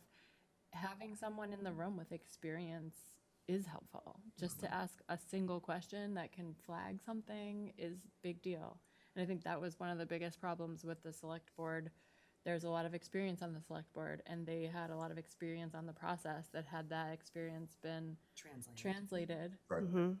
earlier, I don't think that we would have gotten to that point, right? And it's a lot of it's translated to us, so we understand all the numbers and we support it. But then it's like there can't be any argument that like we under communicated, so we're not voting on it, right? Like Right. we messed up the process. Like that's our job, and it's hard to know the process with like where do you go? You ask someone that's 100%. experienced, and then if not, you ask Peter, and then if you not, Peter asks the lawyer, and then you figure it out. Like this is how it Can't read works. people's minds, You especially if can't. it's applied. Yeah, And then you'd There's be a told, lot. told you followed the process, and then other people decide that you didn't. yeah, and so it's like if people aren't following the process, I want to have things in place to catch it early, not Sure. because it's within our purview to like dictate anything, No, but yeah. because we're there to like ask questions and then bring it to our meeting, and then maybe other people ask questions, and Sure. then we flag something and say, hey, that flags a conversation, right? Or a meeting or whatever. And I think just also I felt the crunch at the end of the season this year more than in past years, where it was like, we're too late. Like, we don't have time to do this. Like, we weren't able to make it work to get a meeting put together with all the boards. And like, it was just, there was no time for that. And it was like things came up at the end. I think we still could have pushed through and worked through it, but we just couldn't get everybody to the table with enough time to effectively sort out what needed to be sorted out. So it'd be really great to like just open that communication the whole season. I think it could help too, just with like any future things that come up that are big ticket, they're scary, like big numbers, controversial changes. Like, but then there's a model in place where we have this like cross-board communication about it, so it doesn't have to be so contentious feeling. You know what I mean? In this peak moment, It'd be helpful it's just to not good. know. The thing that actually I've like pieced together with having some experience is that in the beginning of starting budget committee, I was like, why does everybody always pretty much vote the same? Like, why is it always 7-0 for the most part, you know? Good question. And that it I seemed, had that question too. well, it seemed, what I've realized and come to learn is that we've worked together so well to get us all on the same page. It's not Right. like we start on the same page. Right. It's not like we don't ask hard questions. That's right. We actually move the process toward a place where we can all agree. Yeah, And that's a lot of work. And I don't think people know that. Like, I think that's yeah, like that's the a good point. communication and the collaboration is That's why right. we all end up on the same page, not just between all of us, but between the other, like we're saying, asking a Right. question, saying, come back to us with a different number so that we get to a number that we can all agree on. Like, we're doing that work. And then, Before it gets to the ballot. yeah. A 7-0 or a 6-1 conversation is a symbol of in-depth discussion and Yeah. analysis to That's arrive at a vetted conclusion. Yeah. That's right. 100%. And Yeah. so it took me years to understand that. And I think just communicating that in a better way to people so that, I saw like a question on the seawall, like just a randomly posted question. I was like, oh, we had like 6 different many meetings where we like conversations. vetted this whole thing and figured out why, why we needed it and why we were going Yep. to get maybe hopefully refunded for, but none of that gets translated to the public Right. in an effective way. And I don't blame people because it's like when I went on to log on, I was Full sick- time job. When I was like sick to log on, I can't even figure out how to log on to the meetings. Like I it's know. ridiculous. You're right, Amanda. No, and It is. It's a pain in the neck. it really is. I It's know. not easy. So I feel Yeah. like we need to be making. I it agree easier with and you not on harder. all of that. All right, that's Yeah. great discussion. Let's keep these items in mind. How do we add liaison position? Like, is that like a formal thing we need to do with the charter or anything like that? Or can we just decide at the beginning of next season that that's think we can. something we can? We could just add it, Peter? Yeah. Well, Kind I'm of. not an expert. I haven't done any research, but there's no reason you can't create like authority for anybody to act outside No, of the budget right. committee, but informal liaisons, you can assign somebody to be a liaison Go to to the the select To just board go to the meetings. meeting, even to if the it's not- the school board the Harbor meetings. Beach bathhouse to monitor it every day to see how well it's cleaned up if you want to. I mean, you could do any level of minuscule to I'll take the back. Macro Nothing needs to scale. be worked on. yeah. Nothing needs to with a be B. happening behind the scenes before the next meeting Right. to be able to do that, because that's when we would vote on liaison stuff. Okay.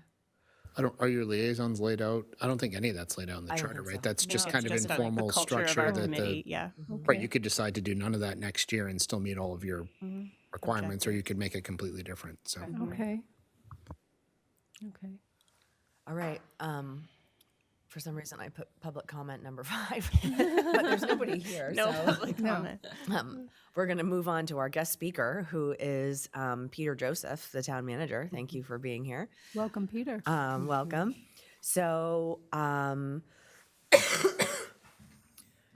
I think the intention of having Peter here is to talk. He did hand out a draft of the taxable valuation and the property tax impact analysis. And there is one of the questions that Courtney asked me to ask tonight was, before we do preference votes, could there ever be a time when we sit down and say, based on if everything goes, this is what the tax impact looks like? So having these tables ahead of time and having a meeting where we're all sitting with the town manager and whoever else from the town that needs to be there to say, this is what we're looking at if we say yes to these things before we say yes. And one of the conversations Peter and I had today was, this table of data is important, and there's so many other data points to be looking at. Like, what is the COLA in November? What is inflation? What are all those other numbers? Because what I'm seeing is commentary on community forums about COLA versus STEP versus inflation versus Social Security change. Like, I mean, the numbers are, you can kind of pick your number and make it work for whatever your message is, right? So having this in black and white to be able to say, well, geez, in a year past when inflation was 8%, we actually only did a 3% change. Like, how did we get to that point, and what was, so it could inform, I think, future decisions, being able to look back at what were some of the trends of the national published numbers, and and if maybe they don't relate at all to our tax rate, but I think it's important to be able to say, well, okay, hey, in a year of our tax rate is 8.25, which was a decrease in 2026 from the year before. Inflation was actually at 7%. And because I think we could potentially even create some trends and future forecasts to be able to say, based on years past when we've seen this, this is what has happened. I'll shut up now. Go ahead, Peter. Oh, Yeah, so the first thing I wanted to just, so let me just speak to what's here first in front of you guys. So the historical table is maintained by our tax assessor. He has a great bit, it's up on the YouTube channel. I think it's one of the only really good. non-meeting videos where he does the little property tax geek thing where he goes through and explains it because he's really excited about it and made me It's so watch it to clear. make sure that it was, and he did a great job, yeah, of trying to, something that he's super excited about and gets and understands it better than anyone else in the town how it works. It's really simple, right? There's three parts. There's what the tax levy, which is that kind of the second to right column, the net to be raised by property tax. That's what everyone's asking the voters to pay for, right? There's the taxable valuation of the town, which is the second to left column. And in the middle is the tax rate, right? They're all connected. One goes down, one goes up, another one goes down, another one goes up. It's a three-way equation. So you guys have, preliminary to the voters have control over the second to right column, right? What actually gets put in front of the voters out of a lot of those items. Voters have the ultimate control, but you guys you queue up what goes to the voters for that right column. So I'd say the elected officials with the most control over that. The valuation is completely Luke Vigil, our tax assessor, right? So he has to go out and assume fairness and equity between properties. That means inspections every year. We've got 2 assessors that do field work, him and an assistant. And so, for example, just to tell you how that process works, he's got a stack of major permits. We're not talking about somebody added a deck or somebody put something on, but something or put a shed up. But these are new construction, new subdivisions, major commercial expansions, renovations, home renovations, additions, things like that that could substantially impact property tax values. As of April 1st, those are frozen. So he has to inspect everything after April 1st to see the work that has been done in the previous year to add value to homes. And then there's everything else, which are the existing properties that haven't had substantial change or minor changes over the past year that they statistically adjust. So there's field inspections. There's field inspections for everything, but the field inspections are primarily focused on physical changes to properties. They always get those after April 1st. So there might be a couple hundred to high hundreds, low thousands a year they might have to inspect. So there's about 10,000 plus or minus dwelling units here. So everything else is statistically adjusted, so based on sales data. So that means your neighborhood, that means your proximity to functions. They use a computer model that drills down and tries to assign values based on construction costs, based on other factors, and really the human aspect gets involved when there's not a clear link, right? So if it can't identify why a certain property sold for $100,000 over asking price, but all the other ones in the neighborhood sold for asking price, then it's Luke's job to go in and say, okay, maybe do an inspection, maybe find out. It's that level of detail, right? There were, granite floors throughout this entire Really nice finishes. this house that nobody knew about, or something like that. And a lot of that can be told from listing photos now. They use sites like that. We have a ton of data out there, both public and private, town data as well as public data that's out there from real estate sites on what properties used to look like. Use overhead maps to see when people put their pool in, because everything's date stamped these days, those kind of things. So when an addition was built on that Luke might not have got. So that's a long-winded way. That's how those values are set. We hear, a lot of people know this, but some in town still do not know, probably easily the highest dollar to resident valuation in the state of Maine. The third or second highest aggregate taxable valuation depending on the year. Obviously not over Portland, but it's always either York, Scarborough, or South Portland that are in the number 2 seat. And I think we were in the number 2 seat last year. I'm not sure where we're going this year because we haven't set our values yet. So for several years, that's been the case. So that's a really high taxable value to residential scenario, right? So we provide services to 15,000 full-time residents plus summer tourists.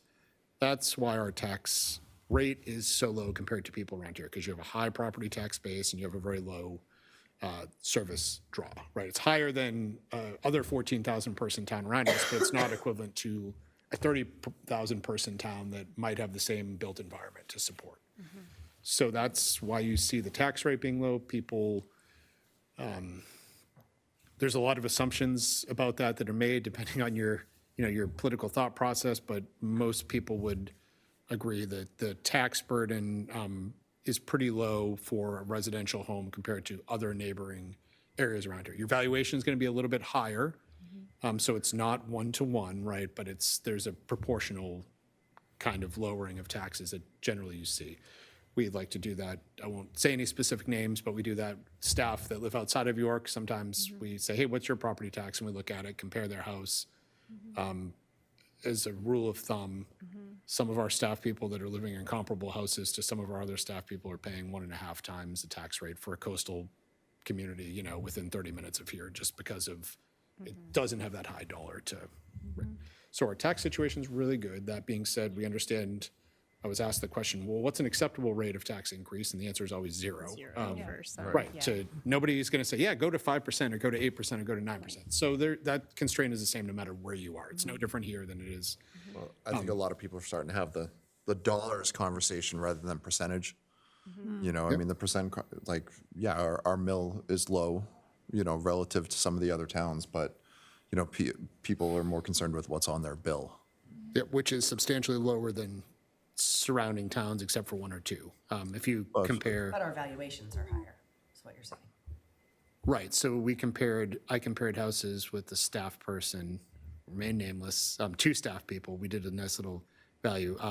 The York properties valued about $100,000 higher than a comparable seaside community that paid about $9,000 in property taxes, $9,500, where people in York were paying $5,800. Same services, full service community.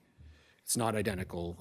Everyone's going to be different, and they're going to be slotted wildly different. You're going to see, you know, Kittery here and Berwick here, and, you know, Agunquit here and York here, and you're going to see there's not really a rhyme or reason. It has to do with a lot of different factors, but proverbially, or, you know, generally speaking, property taxes are moderately low. That doesn't give us or you guys or any of us a pass to, okay, let's just keep, but there's a lot of capacity there for funding projects. I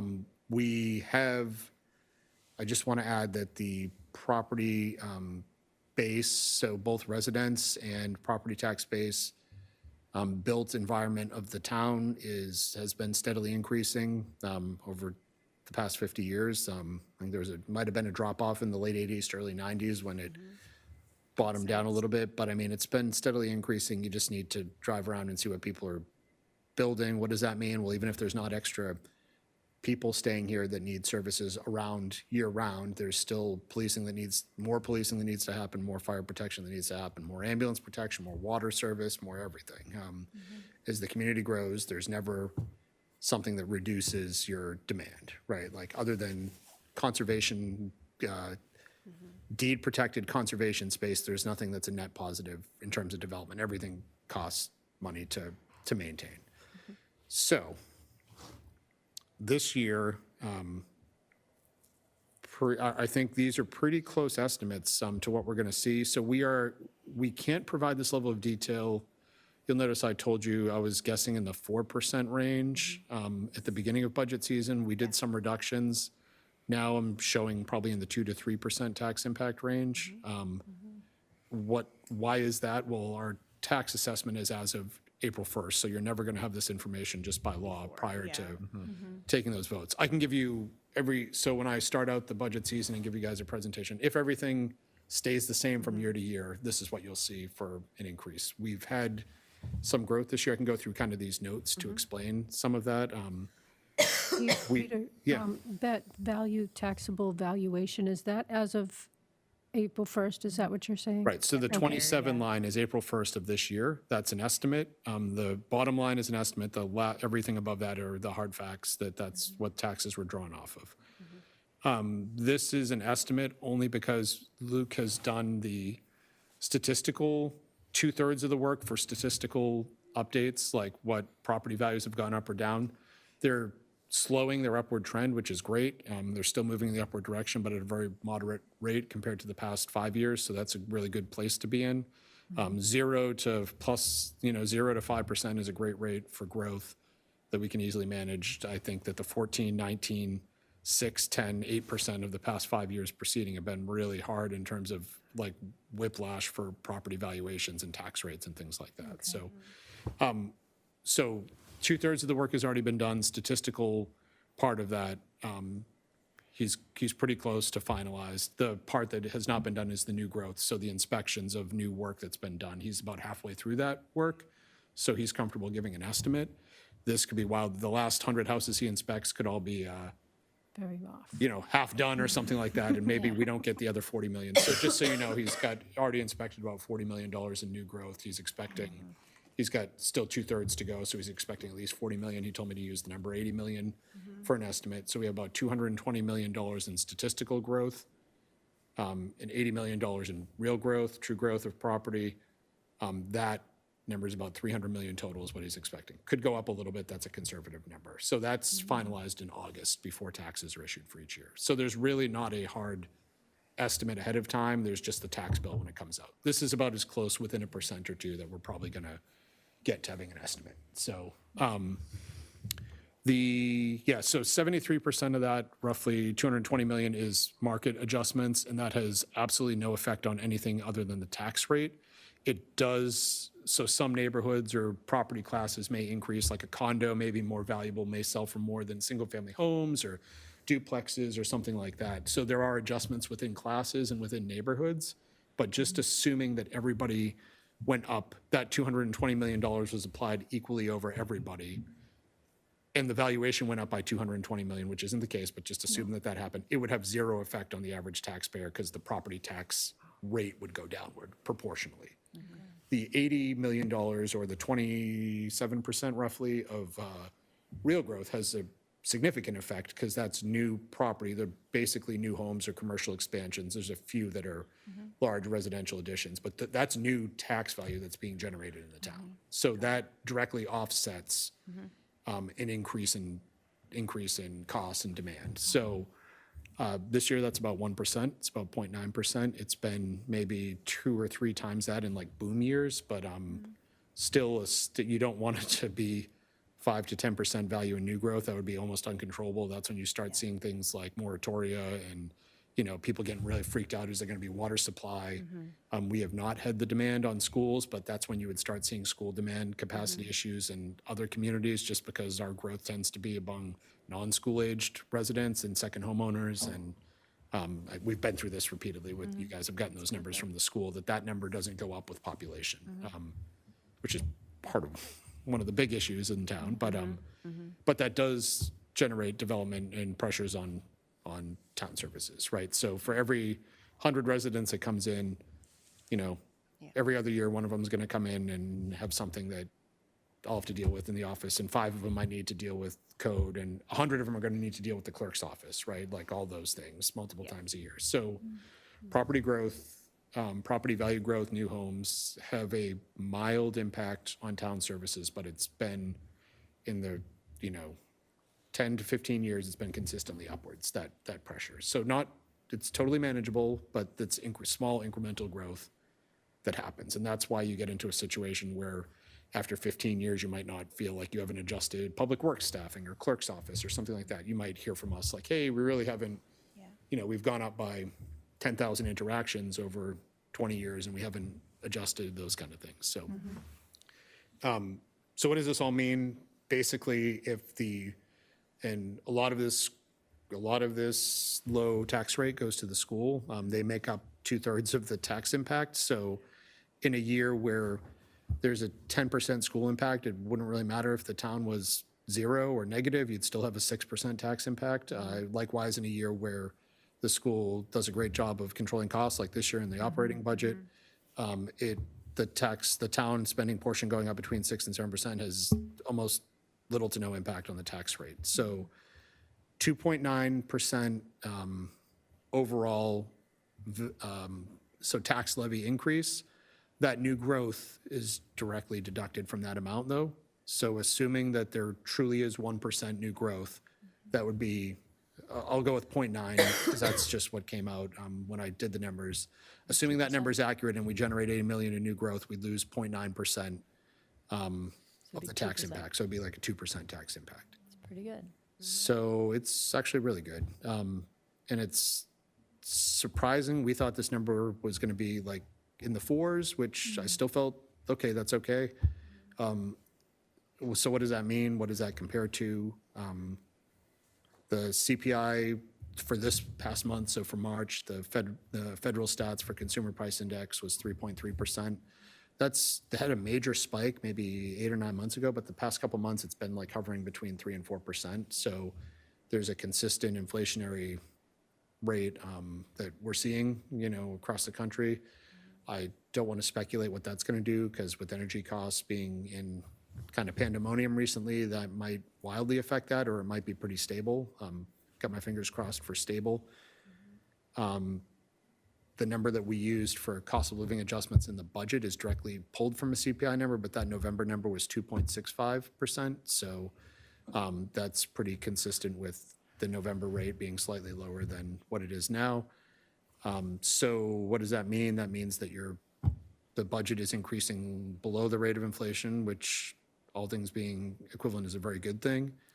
I should say the tax levy is increasing. Budget and tax levy are two different things. We're asking residents for less taxes than if they were adjusted at the inflationary rate. Of course, not everybody is, so that's not really a fair assumption, but some people are, a lot of people are, other people aren't. So,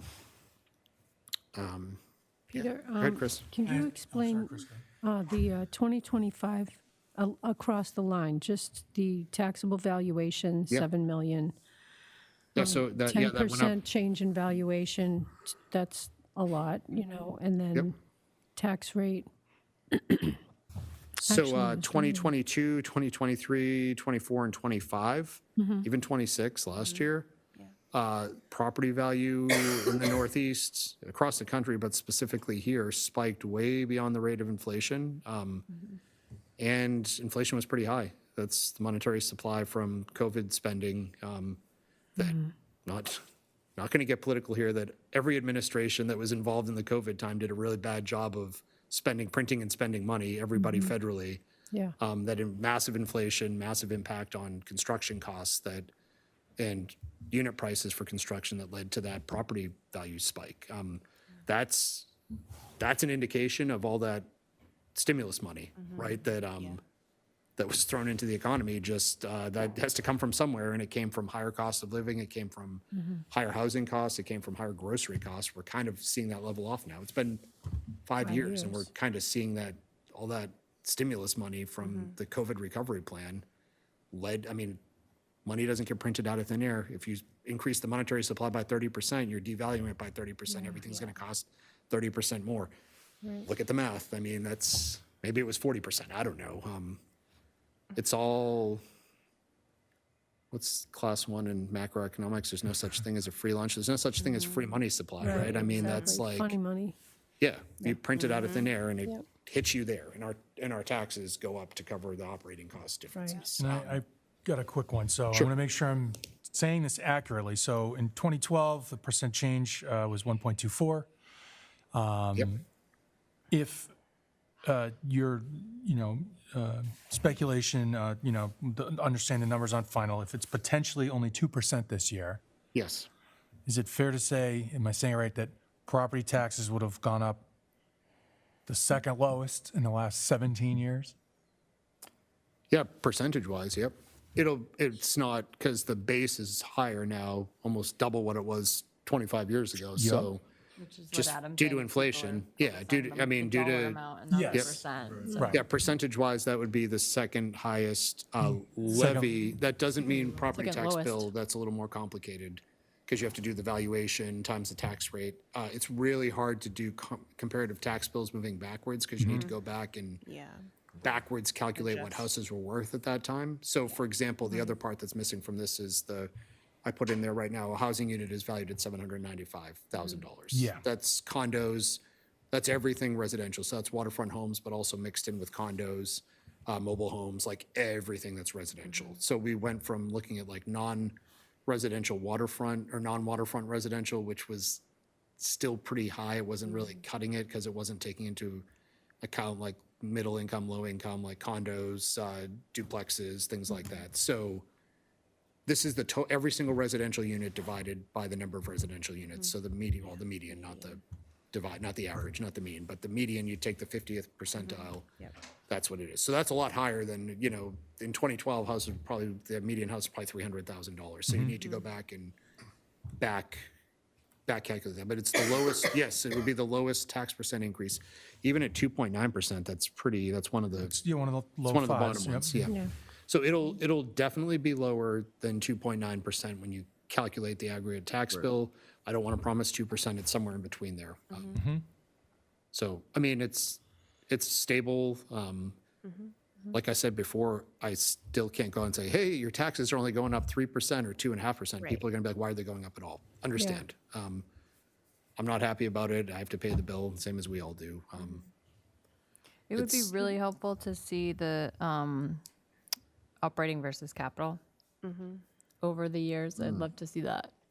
Just like how much we've put into capital for did talk on about that. separate years. I know, like, yeah, but just in like In this this summary format, table, Yeah, that would be nice. be helpful because I think So that's reflected in the next year. So like 2 million of the, 71 million in there is debt service payments for us, right? So that would be, it's in each, it's already kind of factored in there in future years, but it's not like what was approved each year, if that's what you're looking for. just because I think part of the reason why some of these years are low increases is because we didn't do capital improvements that we may be paying for in different other year, Sure. So like, Yep. I think it's just helpful to look at, That's a great point. like, there's been a trend of like keeping capital items low or overspending Yep. on capital, like different things, and those trends are helpful. And I think this year in particular, like, we've spent a lot of money on looking into different projects that people want. And it would be really helpful just to see, like, historically how we've handled that, what the desire has been, what the approvals have been, and also, like, I was gonna ask, when is the next time that we would update our, like, strategic plan, right, that we saw? It's like The the one The comp that- plan? other comprehensive. Yeah, I think they got Yeah, the 10 years. I think comprehensive they have plan. 10-year shelf lives, 13 years, you have to replace them under Maine law. So So when was that done, like 2020, 3 years ago, 2022? 4 years Okay. ago, yeah. So it wouldn't be for a while. For a minute. Probably start the process at year 9 and 10. And yeah, it's a 3, I mean, like, that's an expensive, it's not that it's not great to do it, but that's usually, Big I undertaking. I want to think it was like $500,000, $600,000, right, for here. It's an expensive process. You've got multiple years of data gathering and meeting and all that kind of stuff, so. We've built up a lot of new properties in York, right? Yeah. Are they all occupied now? Everything is sold? There's a lot of empty properties, right? Is that right? I don't know. Like, Empty not- as in they've not- never been occupied, or empty as in their second homes? as in their Like new developments that new haven't sold yet? developments. Yeah, the housing units that we've built. A lot, yeah, I mean, They're all they're sold. selling, but I wouldn't say that anything is 100% occupied. I mean, varies by neighborhood. Some neighborhoods are 10% second home, some are like 50 to 60, depending Doesn't on. seem like there's a lot of for sale inventory out there. Right. No. Sale inventory has gone, for sale inventory has gone down, price has not followed. Obviously, there's, Right. Oh. it's getting more scarce, which is keeping the price high. Nothing's, not as much as moving. There's definitely houses that are moving. The volume has gone down. I don't think that's a bad thing. It'd probably be a bad thing if it went into the negative numbers and we started deleting houses, but, 1 to 2% increase in valuation base is very controllable, is very stable. We're probably one of the only school systems in southern Maine that wants that to increase it more than that, it proportional at that rate, just because of the school capacity issue, and it would actually help things, because we'd have a higher tax base with More kids. less vacancy, we're How many different tax rates are there for improved property in town? one. Under Maine state law, there is one. So commercial, residential, multi-unit. A lot of states allow that. We can set a tax rate. It has to be dollar to dollar regardless of the use of the property. It's the fair market value of the property. Waterfront, I mean, it's all the same mill, Yep. no matter what. All the same mill, but values are vastly different. because- Right. Sure. Yeah, so when sales happen, that's what they do. They compare it to what was assessed. Okay, why were we 30% low? Okay, why were we 30% low on 3 on that street? Oh, it's because they're waterfront. What about this other waterfront? Well, everything waterfront is selling for 30% more than it was. But not taxed any higher as It a is, so the percentage. valuation is, so the Correct. same, yeah, so the not a $2 million different rate. house is Rate, valued at $800,000 4 blocks over inland, Okay. and you pay you pay a proportionally, 8/20ths of the tax over here and 28ths of the tax over here, so. Right, so like, say a commercial property down at Short Sands with an apartment above it is taxed at the same exact mill as everybody else. It just, is. since it's a multi-unit, Yep. it's So, potentially worth more. so in that situation, condition, age, there's a huge. Sure. There's a huge computer program that factors in, 50, 100 different factors on property value, location, adjustment. They can do manual adjustments too for things like, hey, it doesn't make sense why this neighborhood always, why everything sells lower in this neighborhood. Okay, but it always does. Let's take 12% off. Let's manually adjust that neighborhood downward. That happened. There was, you guys heard all the neighborhood 135, 136 complaints 2 years ago when there's a neighborhood that is at the end of Long Sands Road on the beach, right off of the beach. Every neighborhood has a neighborhood code. They had like 4, 5, 6 sales that were way, like double, making that up, but like significantly higher than their assessed valuation. And it's because of the desirability factor, demand because for rentals, demand for second homes. The particular size, they were average, 2,000 square foot, 1,500 to 2,500 square foot homes, 80s, 90s construction, not brand new. The demand was through the roof. None of it made sense except for the neighborhood.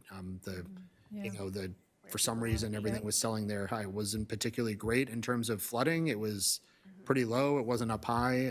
It was a neighborhood factor, right? Like they're, and that generated a ton of concern among residents there, primarily from, obviously not from the people who are investing in those properties and flip them and turn them around and get out, but for people who want to stay more than 2 to 3 years.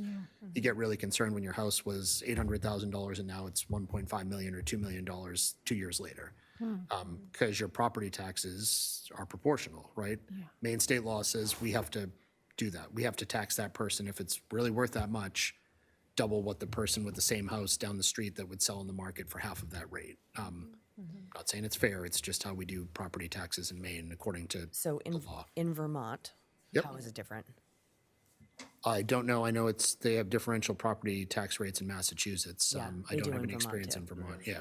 So like if you're a second homeowner, even though you're not using the schools, you pay a higher rate Yep, of your mill rate is higher because theoretically you're taking up housing inventory from full-time people Sure. who want to live there.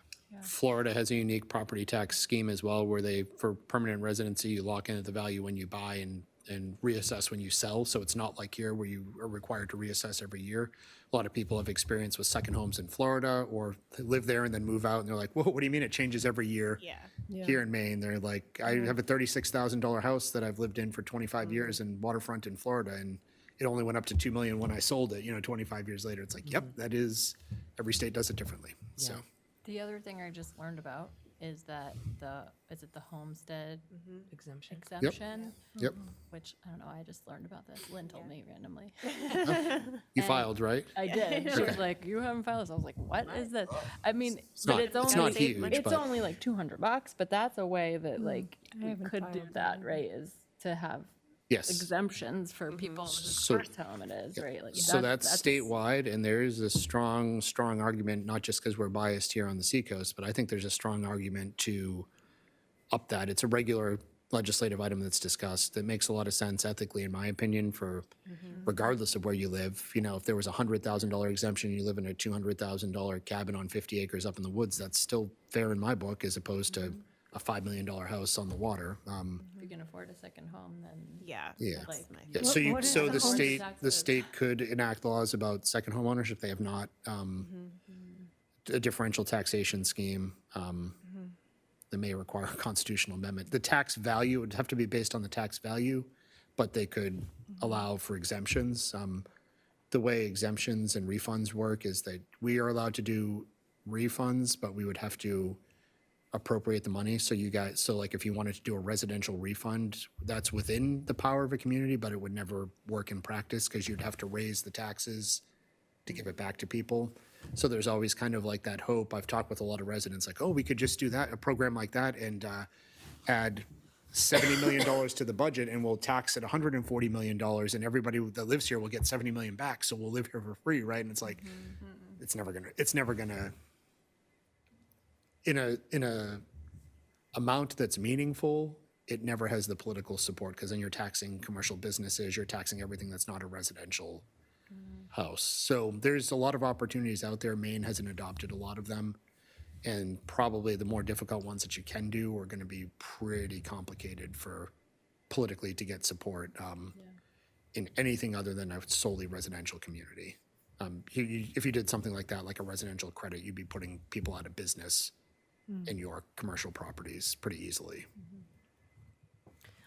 I have just a couple last questions for you, and then I want to move on because I turned into a pumpkin at 9 o'clock. So, do we do zero-based budgeting? Can you explain what that is quickly and tell us whether or not we use that? Sure. Incremental versus zero-based, that's going back to economics, is going back to governmental budgeting 101. So zero-based budgeting is where you start and you justify your budget every single year. It's a very popular phrase in pop culture because you start at zero, that's great, right? But I would say we do not 100% zero-based budget, but probably 90 to 95% we do calculate everything from the ground up. So all of our wages are calculated from the ground up. Zero base would truly mean like, hey, you're going to cut every single service and recalculate which ones you need every year. I think we do assume service levels unless we make a conscious decision to change them. However, the calculation of those budgeted amounts start from the ground up. They're recalculated almost everything. There's a very few things that we incrementally budget based on forecasts. So that's revenues and that's utilities, things that we have to put a forecast in. We're not sure what they are. Our staffing levels are examined every year throughout the budget process and we and are recalculated. So some places do still practice incremental budgeting where you're like, hey, our budget was $1 million for police last year and we came really close to going over, let's add 5% to it. That's the really lazy, easy way to do it and super inaccurate. And you guys could do that next year if you want to make my job a lot easier, but the residents probably would not be too happy that you guys aren't looking at that level of detail, so. And I think it would be helpful to even put that in some of the narratives in the departments. So you could say this entire department was zero-based budget. This is from the ground up. And this particular item is incrementally assumed. So we calculate out to a level of I won't say it's like superhuman or anything, but there's a pretty complex number of spreadsheets that go back into creating like that one line you might see as salaries or leave times. We go so far as looking at what people have on the books and what the likelihood, can they use all the time? We look at different departments each year. Few union contracts have provisions for cash outs, things like that. We've talked about that pretty extensively, but we look at what people have on the books. We're not going to budget something that's not valid to be taken. So we calculate out kind of the maximum exposure. That's where we might pick something in the middle that like, okay, we're likely to see half of that maybe and budget it and just hope we're doing okay. But there's not just like, oh, we budgeted 50,000 for leave last year, let's budget 50,000 this year. It's a analysis of every person, every position. We leave a little bit of slack there for like the change in, occasionally you have change in, like health plans or you hire somebody, they're not always going to come in lower. Sometimes they come in higher, but those things usually even out over time. Do you think you could do that though, Peter? Like put a disclaimer at the bottom of a budget narrative where this particular department or budget is zero-based? Because you're saying 90% of it is, right? But yep, and my only concern is that just want to make sure we use the terminology correctly. What everyone thinks of as zero-based budgeting is a budgetary philosophy where you build your budget up from zero every year. I would say there are probably things in every line that aren't 100%. Like there are some things that are incrementally budgeted, but it's small. I mean, I can go through maybe next year if you want to take the first one or two and I could like explain, 20 minutes. I'm not talking about a long thing, but just like, hey, how did you get to this salary line? We could show breaking it down, the level of calculations, the analysis. I think it might be a useful thing, even if you put it at the beginning of the budget book and talked about it basically and gave so that, because people bring it up every year. I They're was- I always was gonna say asking Chris's for that. point is exact. I was just somewhere yesterday where, again, they're like, are people really taking a look at this? And I'm like, have you attended any of our meetings? Yeah. Yeah. I mean, I have yet to, great. I've yet to really ask a question where I felt like you were, or anyone for the most part was like, Yeah, I mean, you pretty much give happens us that from time to time, You yeah. really give us the granularity whenever Yeah. we dig in. So, but I hear it all the time out there. Yeah. Are people even looking at this? And I'm like, Lots They of times. really- you can listen to our 15 meetings. We gotta listen to Yeah. I mean, the They're like, we revenue, need the to go revenue by forecast. line by line. It's like, have you watched a meeting? Like, this is what we do. We The go every revenue line. forecast that Adam gave, like that was like Heartburn City this year. Like, and are we getting it right? Like forecasting out, Yeah. and I mean, eventually you have to guess at the final number because it's a forecast. But like those are hard. I think Yeah, that that is the hard to incremental or the forecast. forecasting stuff is a lot harder than because you're going 18 months out and you could guess wrong Yeah, pretty so easily. many things. Right. play I'm much more comfortable with it. This is what the cost is. Now, if we want to cut a position, I can tell you what the cost to remove that position will be to the close to the dollar, pretty easily. Those kind of discussions. Yeah.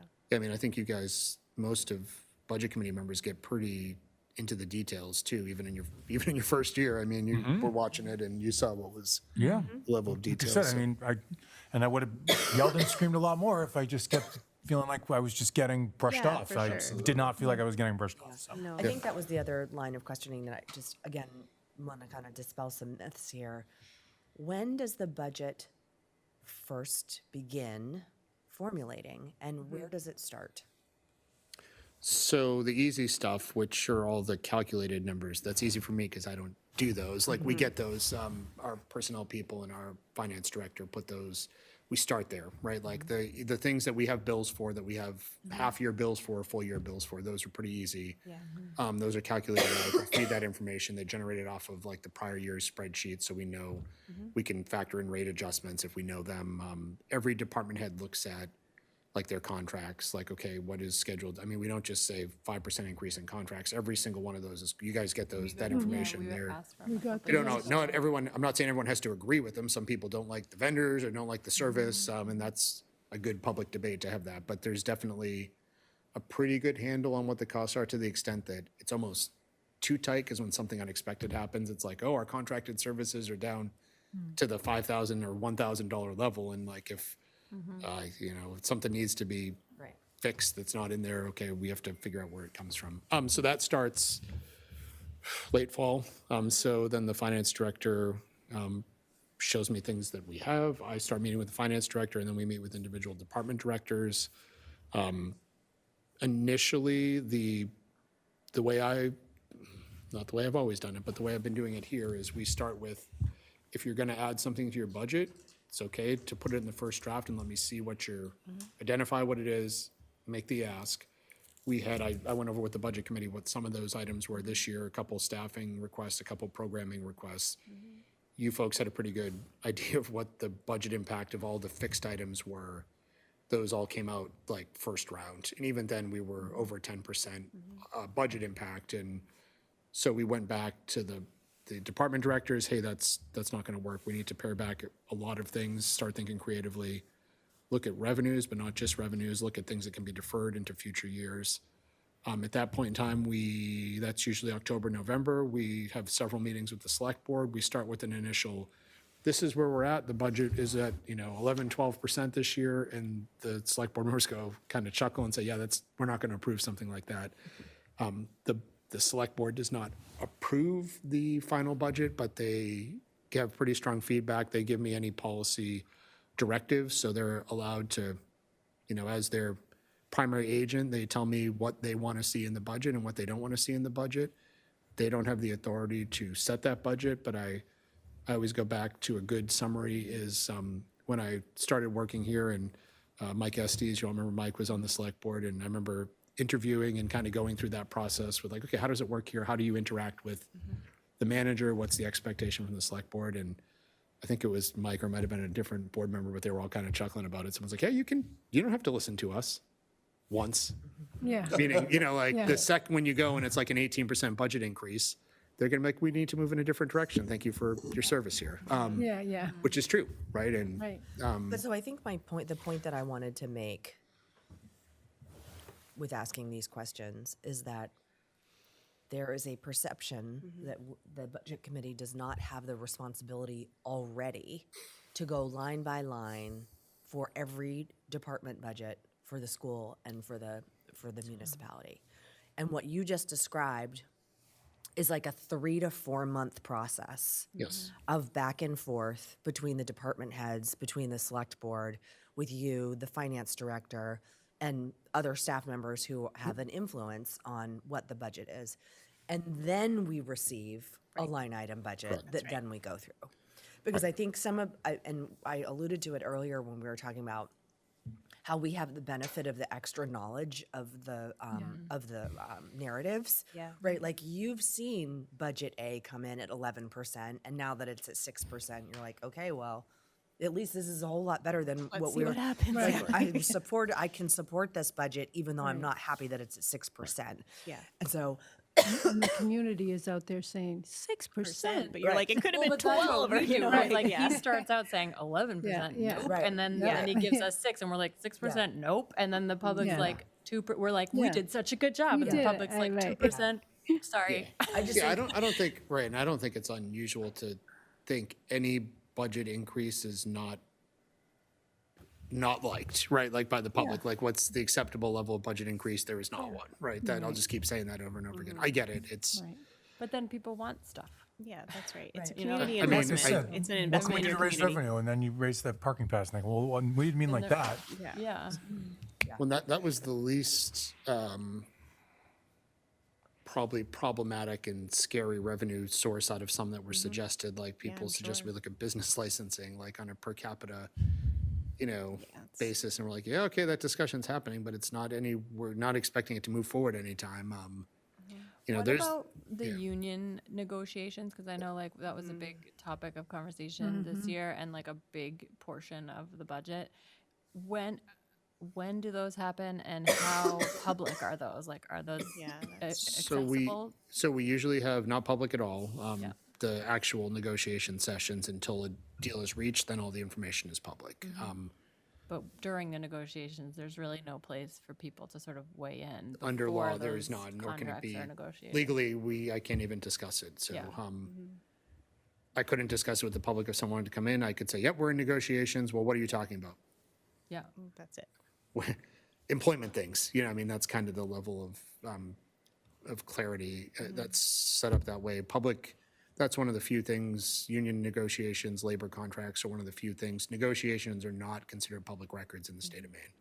It's one of the 5 explicit things we don't have to have a meeting for. So anytime we talk with the select board about negotiations, that's a non-public session. You get to know what contract we're talking about, what unit we're talking about, and that's it. And there's no records kept beyond that, because that would put the other party at an advantage. So that's one of the few carve-outs Right. under That Maine makes state sense. law. It's explicitly mentioned like expulsion of students for a school, Yeah. or like prison records. Like it's Yeah. very, or a prisoner hearing or something like that. It's a very narrow exemption for that. I think that's just really helpful knowledge too, like to just put out there with every Yeah. decision, because it's such a big amount of money that. So, yep, so I would say that probably my perspective, which frustrates, I hope maybe it's a good perspective, because you get frustration from both directions, employees and taxpayers, elected officials. So I always try to approach it as what the market dictates for the position and justify. I try to avoid, doesn't mean we don't do it, but, because another side could always argue, percent, we just are hung up on this percent and that's what we want, and we're not going to accept anything less than that. But we always do an evaluation of what comparable positions are in other communities. We look at it, we say, hey, other communities, we're here, other communities are here or here. Do we want to stay here? Do we want to go about, we're talking about small Yeah. 50-cent dollar amounts for pay grades, but do we want to be at slightly over, slightly below, slightly above average, 75th percentile? We kind of have those discussions. But that also takes into account like staffing shortages and ability to retain people, like Yep, all so those we're, things. so we're looking it's for yeah. like position-specific analysis. So if we're talking about firefighters, we're looking at like the different ranks, right? We're going out like, and we're trying to, there's never a one-to-one, so no one's ever happy that we're comparing on both sides, no one's ever happy that everyone is exactly like York, right? Some communities are bigger, some are smaller, some have different demands, and everyone's going to argue a different position for their own benefit, whether it's Yeah. the town or the union, right? But try to make it, I always try to make it as impartial as possible to look at just comparables and what are we going to do by adjusting that? And some employee unions are great and love negotiating that way. Others do not like negotiating that way and have a different goal that they're looking for. Sometimes they're looking for benefits and not pay, and that's hard to quantify. But we always, if we're looking at pay items, we always try to, do dollars to dollars. Like, okay, who's paid on what frequency? What are the other value adds that are in there? If there are bonuses, if there are things like that. Not saying we get it right, but some people like to go into negotiations at zero and say, convince me you're worth anything more than zero. Some people like to go in and receive what's the highest and best demand from the other side and then try to negotiate that down. I've tried, throughout negotiations to always start at an equitable place and see where we go from there. It makes it a lot easier to say this is fair and what your drop dead position is, I think. Like, no, we're not going to go above what's fair. It at least gives you something defensible if you are challenged or, if there's mediation or something like that, so. And timeline for that is when it's different for each union, right? Like there's always one every year, kind of? No, I would love that schedule. We have 3 that are in the same year right now on a 3-year contract. We just approved a admin and Parks and Rec union. So those employees, you guys knew about, this was the one from last year, but we approved that on a 2-year contract, not a 3-year, because that would have put 4 units in the same calendar year. And then, so I think our Public Works, Fire, and Police Communications Dispatch are in the same year. Our police unit is in a separate year, and the admin and Parks and Rec unit is in another. So right now, non-union employees are the police command staff and department heads and myself. So what you're saying is that there aren't any opportunities for citizens to weigh in on union negotiations? There are. Okay. So the weigh-in is criticism to if you don't like something or you like it. I mean, I don't usually hear from people Who like things. in this town that we should be, heavier on benefits. That does happen in some places where, there's not a good labor management relationship where their employees are pretty low on the pay scale and the public might come out and demand higher pay for whatever the union group is. You see it in places like, where have the lowest teacher pay rate in the state or, the most underpaid police officers or correctional guards in the state. And you'll see like sometimes there's public push for that. We don't see that. People are compensated pretty well here. So that you've been through a lot of the pay studies. So But we've had a lot of conversations around being creative and offering different benefits to try to attract people as opposed to increasing the pay. I don't know where that goes other than it goes Saying into it here, discussions but- and sometimes people aren't interested in it and sometimes they are. So we've had a few other benefits that have been discussed at recent. I can't talk about current conversations we're having, obviously. I'm sworn to secrecy forever. But like previous discussions have been on parental leave, like with recent union negotiations, and we've started putting that into a lot of our agreements. It's a pretty popular thing, and it's not an every year occurrence, so it's a good benefit both socially and responsibly. It's good for society, we think. So the feedback to the people who are doing the union negotiators is through public comment to the select board? Yep, and people do. Yeah, that's what I was or going to to, you personally, like Yep, people do. messaging. People do. Yeah. People talk to select board members. People talk to me. The agreements are all public when they're Done. when they're up for approval. They're public, so we get comment on proposed agreement beforehand to the select board. It has to be under agreement though before they become public. So you've kind of got to get to a middle ground. Well, the other part But is is the timeline, right? Like when do you go to public comment, right? Like how do you know when when they're up for negotiations and Right. before That's a everything good happens, question. not Before at the point where it's before they're approved, but not before they're negotiated. So there is those become public before a final vote happens on them. So for example, if I said everyone that works at the fire station is going to be paid $350,000 next year, and that was in a document. That would be made public before the select board voted on it. Something like that would get attention, would cause outrage, and it probably wouldn't get final approval, and we'd be back to the negotiating table. So we can only really comment, so it would just make sense to me that you would comment like prior to negotiations, so you could kind of say like, I'd like you to go in with a mindset of this, like this would be what I would prefer, as opposed to Yep. after negotiations, because then if it doesn't get approved, you gotta go back. So are they on the select board agenda before they Yep. go to Yeah, negotiations? we talk about them. We usually have initial sessions, but before anything's agreed to, the negotiating team will meet with the select board, and But that's not open to public, that's not public. that's non-public. Yeah, that has to be, because you're talking about your negotiating strategy. Who is at the table representing the It's town? usually the department head, myself, and the HR director. Okay. Okay. And The when it's a new union, the attorney leads that. We would usually have our personnel attorney lead it. If there's any, most of the time it's dollars and benefits, but if there's any legal, Yeah. like one that we did recently had a legal question, we're like, we're not talking about this, we're gonna get our attorney here for that. The other side, sometimes are led by attorneys, but not usually. I'm trying to think.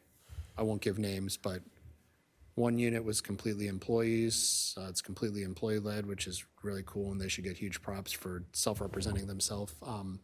Another one has a labor unit that represents them, so it's not an attorney, but it's an organized labor management person from a larger organization. Another one, so there's two that are in that category. One is led by an attorney typically, and then the other one, so three of them have their big labor units, SEIU, Teamsters, whoever they are, lead that, a negotiator on their behalf, they're usually pretty experienced. I won't say, they've been doing it for multiple units. And they have those people have a pretty good lay of the surrounding communities, because they represent other communities. They know what other places give. We don't always defer to their claims, but we, give it some serious weight, because usually when you check the claim, they're not lying, it's public information that you can go and check. Are union representatives public? So that would be another way people might be able to talk to a union head, like as a townsperson. You mean they're their shop stewards or their I mean, foremen like or whatever you whoever's call gonna it? go in and represent the union in the negotiations, like there might be a way to say to them like a message that this is important. I don't know. if it'll be effective. That's a good question. I mean, I know who they all are usually, and they change throughout the year. Like they'll elect different local leadership. They're always employees. I don't But I think. know unless they choose to make that public, if that's public But I record. think part of the line of questioning is, how would a citizen even know that a union is happening. up for renegotiation, an agreement? Where they could step in and say, Where Where their they opinion could could be heard. proactively go in and say, I just came back from, paternity leave, and I really think that the firefighters should have paternity leave, like, whatever that thing is. Yeah. When I go onto the website, finding anything to do with unions is hard. So it's like, I think. All one the of agreements are right up on the HR page if you want to look at them. Right, so, but, Including again, the full- to Current head Amanda, of the union, like contact information, like stuff like that. It'll have whoever signed it. I don't mind giving that information out, but I would like just want to public notice. check before. I don't know how public their internal membership rules are. It's different than governmental, so. I mean, I think we've just pushed for a lot of transparency in many different ways, and this is like kind of a hot topic that was talked about a lot, and to Especially this have an improvement in transparency and where people can speak out Is their there, opinion, like, would be really helpful. to your knowledge, is there like a public database that lists like the rankings, so to speak? So, like for instance, I think you could be proud that we have the highest paid teachers or the highest paid firefighters, the highest paid police officers, until literally you're the highest paid in every single one, and then you might say, should we be doing that, or are we comfortable being top 5 and not literally number 1 in every single one? I just don't know if you're aware if there's like a database of that. Absolutely. No, I don't know. It's all public. Every contract Yeah. is public information, but I don't know where they're. Yeah, you'd have would to be kinda aggregated. compile it We yourself. just, Nobody's documenting so when we want to. Yeah, right. So when we want to compare, I know that there are public services that do like pay records that you can look. There's like websites that transcend states that do, nationwide public service, federal, state, local employees. You can look it up. I'm sure You can find all of our, people can find all of our stuff on there. I'm not sure, I'm not really aware of anybody that does it like has all the agreements in one place. We typically have to reach out to, if it's a different unit than the one we're negotiating, they can easily get us the contracts for other, finalized contracts for other communities that they represent, but, we'd have to call out and we'd have to call their HR departments or their manager's office and get a copy of it. It'd be public record for the few that, most of them are not listed publicly, like ours are on the website. But you can take a look at them, they're all up there. If Yeah, anybody has like I said, questions. it may yeah. just be, manual to try to figure it out. The terms, so we're talking, the one we're under right now that expires July 1st is the police department. Everything else is several years. Well, the admin and public, SCA is in 2027. yep. So that'll be starting next winter-ish for July 1. So 15 months out for MSCA, SEIU, which is the admin and Parks and Rec service employees. And then every police, dispatch, and public works are 2 years out. So that's where everybody expires. Is there anywhere that votes on these? Hey, here's the contract, here's what we've negotiated. Do you as a town support it or not? 'Cause Under Maine state law, they're required to be ratified by the governing body. I'm not aware of anybody that puts them out for vote. In New Hampshire, they are required to go out for vote. it just like, Maine, they are not. because every union contract's been approved by the select board, Yep. It's But- always approved by the select board, town, or city council. but none As of far as them I'm have been, and not that we need to be approving, but none of them have been approved by the budget committee, they're approved by the select board. But then we approve the money being spent on said contract when it comes to us, and it seems a little roundabout in that manner, where essentially it's coming to us and, and not that I'm demanding that people do the same job for less money, but like, it seems like by the time it comes around to the budget committee, it's already been decided, that ship is already sailed to an extent. And I understand. It has become a policy issue. Right, and and I admire what you did, Chris, through the process of saying, this is too much money, and part of that is that we don't get say in it. It's like critical of the process because if we vote for that amount less, it doesn't come off of salaries. It comes, Yeah, it'll be somewhere else, right? yeah, it comes. Right. No, I mean, Yeah. well, so it's, if a union eligible budget or a represented budget that's under a collective bargaining agreement is, you folks still have, there's no requirement, there's no bindingness on you not to be able to move that number downward, or the voters, right? And if that, it's all subject to legislative Right. authority for the appropriation of the money, which is the voters, right? So But like you you're. guys still have to Pay the pay the salaries. contracts. It doesn't change that. You just have to take the No, money we from would, somewhere else. No, we they have to would- pay the pay rates, but we would eliminate positions would be the likely outcome. So that's, so if you think about, if you lose 2 people's worth of pay, we can go to the unit, we can say, hey, we'd like to go, if it's $100,000 per person, we'd like to reduce the pay line by $200,000, and that means everybody's gonna take a $4 an hour pay cut to get there. The unit has the ability, they participate with us in that negotiation. They can say, no, pay us what's under the contract. Okay, you know what that means? That means we're gonna have to reduce in other areas, like do cuts. Yep, we know the cut process, go for it. That's always a tough discussion. They they can waive anything in the contract, but they don't have the ability to supersede the voters. Like, the voters tell us the Right. dollars that can be spent. Both the management and the represented labor have a right to negotiate like how that is spent. So I could say, we could agree that we're gonna pay every public works employee $800,000 and we'd only have 2 of them. That may be something that they want to negotiate at some point in time. I'm being sarcastic, of Yeah. course. But you know. you're the one with the decision-making around where to go, like which tactic to employ, Right. whether you go to the So- union and renegotiate and decrease everyone's by $1, or you fire It's- somebody, or Yeah, not. it's Like, I'd say it it's kind of starts like with you. it's a 3-way between myself, the select board, and the town attorney when we're having difficult negotiations. Those 3. So I mean, we have a very competent labor attorney whose primary job is not just union negotiations, but union relationships. So it's not just me making the decision. I'm getting political guidance from the board. The board saying, I won't agree. We as a whole won't agree to this, or we would agree to this, or they kind of have sometimes very firm lines that they won't go over, sometimes soft lines. They like to keep it in this range. Sometimes they're very specific. It needs to be this amount. We go through all of the significant terms with them before agreeing to anything, and then most of the non-significant. I mean, they read the entire contract, but if it's like a little detail about wording or something like that, that's usually not a primary discussion with the board. It's usually the cost items first, and then things that affect working conditions and service to the public. But also in those union agreements are who goes first, right? In a RIF. They can be, yeah. Yeah.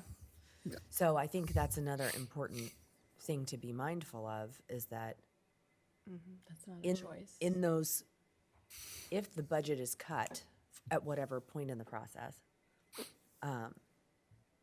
the people who are affected in a place where that union says, nope, this is what we said, could be your two best employees. And it's predetermined. Because Right. it's like years of service or He's whatever. not yeah. negotiating. Yeah. Well, it's, Predetermined? Different by every, Well, It it could depends- be in the it's- union contract that like the least experienced teachers get fired first, right? If you're going to do that. fewest So years of and service is but the it teacher depends. one. So that's less of a concern in diverse groups for us that have a lot of positions, because you can say specific positions have to be eliminated, and then if there's one or two people, then obviously it would be like if there's a service provision or a length.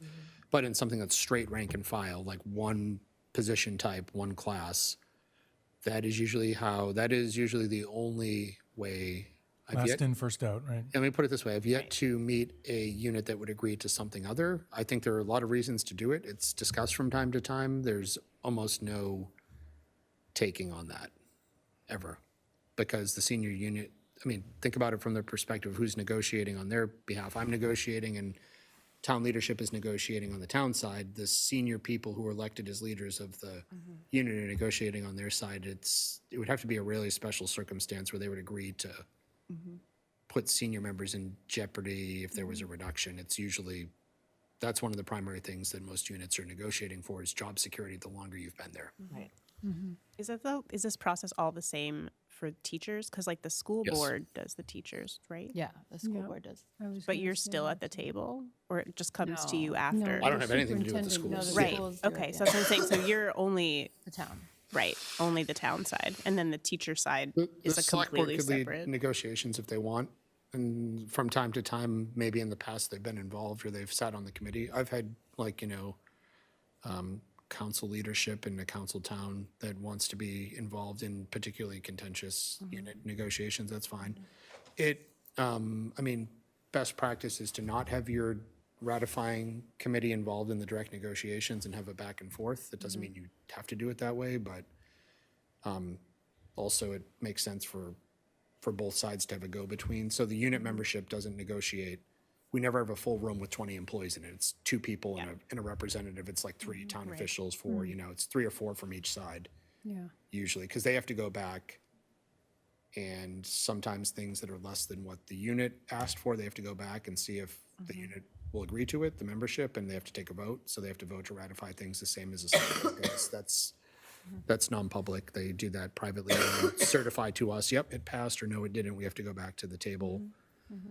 It's just a There- big number, and to Heather's point, a policy issue, because it feels a little bit like the school consolidation, where it's like, well, we could sell 2 properties, but like we can't decide if we're gonna sell 2 like Right. we can choose to consolidate, but Yep. we can't count on that because that's decided by Right. someone else at a different time, right? Yeah, it's we don't like, have a lot of power. we don't, so like So we people don't voting know. don't, right? Like Yeah.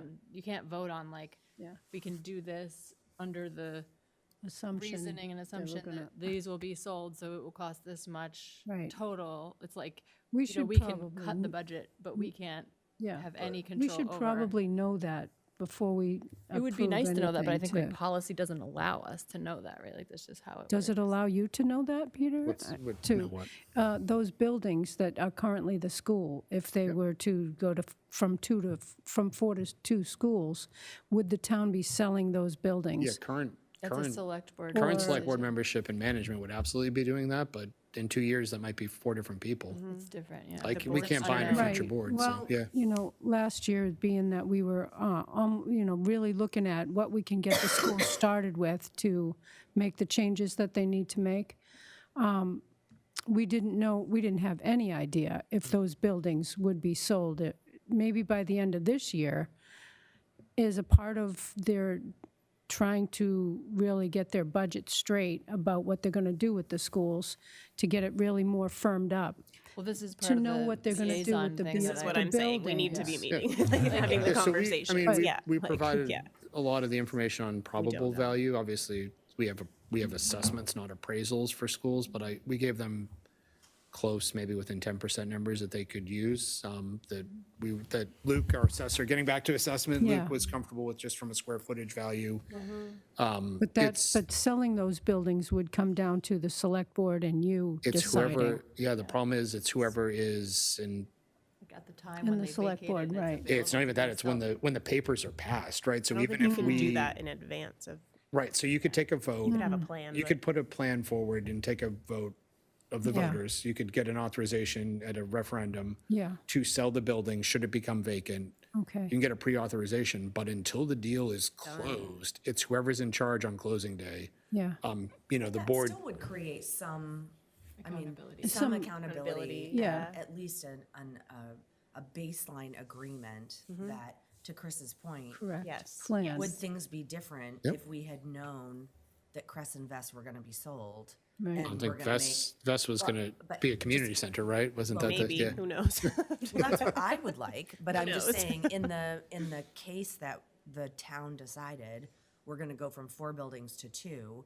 and the select board was in favor of putting the revenue generating opportunities on the warrant at the same time, Exactly. even though they're not necessarily negotiating the sale, but there's an intent to sell those properties, then I think that changes the whole scenario for what absolutely. is happening with the school. Absolutely. And I think people appreciate the ability Yeah. to weigh in That- on that. Right. And That's absolutely on the table, but it's got to be done far enough in advance of Yeah, the election to that's- have a hearing on it and get it on a warrant, like, which was not the case this year with the number of schools and knowing the, And the I know order. it's a little Just bit too different many with the pieces. contract negotiations, but it's a big number that like rides on this process. that Yeah, I so- think people don't Exactly. have participation in. So it's like, it would be nice to have a way for people to voice. So in a lot of places, those are approved by voters. Maine is not one of them, nor does Maine in general is usually generally very favorable towards labor.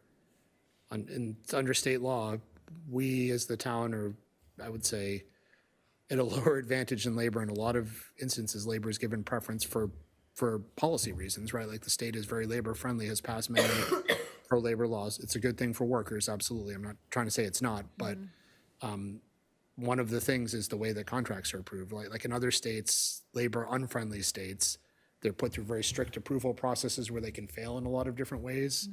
And they're specified under state law that we're not allowed or not told to do that. We're not allowed to do that in some cases. For that reason, it's a statewide policy decision. It's not, it's different for private and public entities, obviously, but I think private business owners would tell you that work with unions, that Maine is a very labor-friendly state. Good for employees, again. I like the fact that employees are treated well in Maine, but it's a strong advantage in a lot of instances to unions. Maybe not as many as Massachusetts or California but Maine, for not being a liberal, uniformly liberal state, has very strong labor provisions. All right, we are going to move on.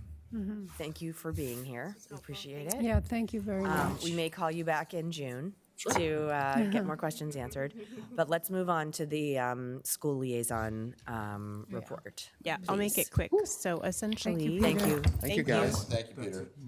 yes, we have one done. No. Mike and I met at the high school with their usual lineup of administrators. I think I sent the financials. There's nothing. I just want to keep it brief because it's late. There's nothing really that is a red flag at this point. I got the 5-year, year over year shows us 62 to 65% expended typically, and we're at 63.5 expended as of the end of March. So things are like on track, looking good.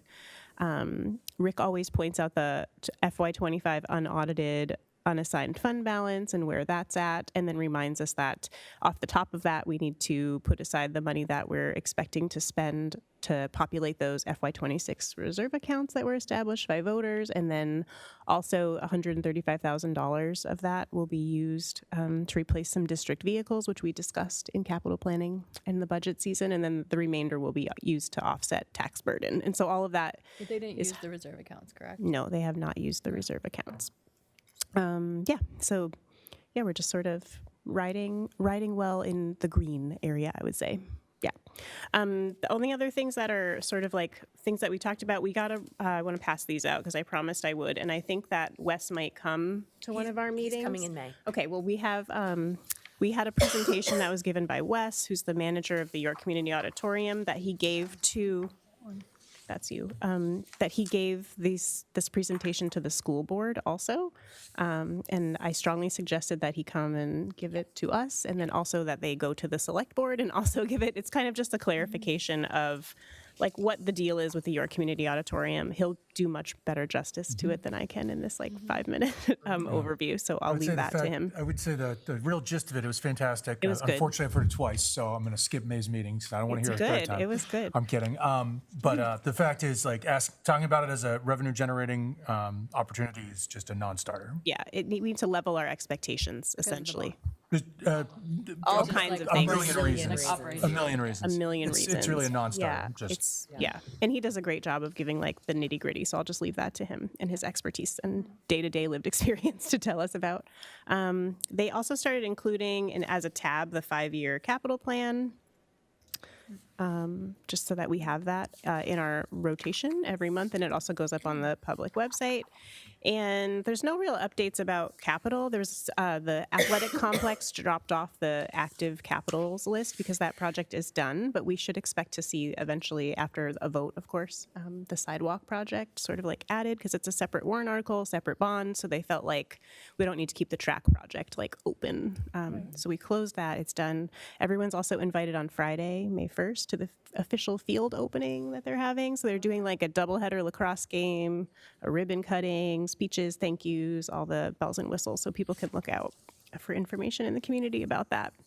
Nothing else really of note with capital updates. The science rooms, it went out to bid. They have a signed contractor, Optimum. And they're planning to do their summer slam that they've been talking about, and they're going to start actually the Monday after Memorial Day weekend, as soon as AP exams are done. And so student learning won't be as disrupted. Other minor projects they're finishing up, like lights at VES, consumer sciences rooms, finishing touches. That's pretty much it. Rick plugged, can we all please empty and return our fancy binders? So if you can remember to bring them to me next time, I'll collect them and we can bring them back because they're like a special order thing. So he's trying to be conservative and reuse them. Yeah, so if you can try to remember. Relay the message that those binders are really annoying. That's right. You just get like regular binders. Regular Have to do binders. those next Yeah. year. Because they don't fit in bags and Yeah. they're very hard. Okay. to carry Yeah. around. And like we can't even fit them on the table. Yeah. And they're Not unattractive. to like stomp on his. Not to rain on his parade. We will We deliver love the books, the Rick. feedback. It's okay. Okay. Give it back to him, but I think give that's them it. The only other thing I remember them talking about, they're doing, they did some tours in the high school building with the public, which were like well received and educational, I suppose. They're done with them now, but I don't know if they'll be doing that again. I might do In it the future. for if enough people show it. Yeah. just do a video walkthrough. Yeah, I think that also is kind of on at least Ellen's radar, doing a video. I met with Ellen and Tim, I would say, as a private citizen as much as a budget Yep. committee member as well, and just talked about, we can't have what happened this year happen again next year. And to the extent that we can just be doing as much promotion about what they're doing, these tours, et cetera, just to, again, combat that misinformation, et cetera. Yep. And, they all agreed, sounds like a great idea. Who's going to do it? Who's got the time to do all that stuff? I said, maybe there's a extra credit project for some of those high schoolers or something who are interested in social media, et cetera. But Yeah. I think we all agreed that you know, we want to be as loud as we can about what's going on and informative as possible. So I did that somewhere in the last month or so. Yeah, I think that was pretty much it. It was actually a pretty light liaison meeting for our typical, which was nice. Yeah. And they're gonna definitely add another pre-K classroom. That's what. Oh yeah, did I like- skip that? I'm sorry. Yeah. Yep. So I believe at the time it was like pending vote, and I admittedly have not watched a school board meeting, so I don't know if the vote actually went through. But they were at the time planning, expecting Yep. that the school board was going to vote to reallocate. They're going to reduce a kindergarten level classroom, reallocate that position to add a third pre-K, so that they can address the 18 kids on the wait list that they've had consistently for the past several years. So they're, no added expenses on the budget, no changes. They're just reallocating a staff member to better meet a demand. So yeah. Great. Yep. The next item on the agenda is other business, and that is the FY27 calendar is specifically in my thoughts right now. Right now, the way that it's looking is that we're safe from most holidays. The one that we usually worry about is Thanksgiving and Christmas. It is the fourth Tuesday of the month, so that's November 24th will be our meeting date in November, and December 22nd would be our December meeting date. Those are So- pretty good. December 22nd. 22nd, yeah. So this year it was going to be the 24th, I think, so. Okay. And if we decide later that we want to make Move those, that. one of those a Zoom meeting, we can do that, or if we want to change it, we can. I just need to get to the agenda, or the dates to Diana, so that she gets the video person and the conference room and all that stuff, so. Yeah. Any other business that people want to throw in there? No. Great discussion. I just wanted to take a minute to say thank you to Amanda and Courtney for being with us for the last 3 years. And we do have a contested election, so we'll see who's back on May 26th. But just wanted to thank you guys for your service. So thank you, Courtney, wherever you are. Yeah. Been good Thanks, having you. Amanda. Yeah, it's been a great 3 years. It's been good. Thanks, Courtney, out there. Me in the ethers.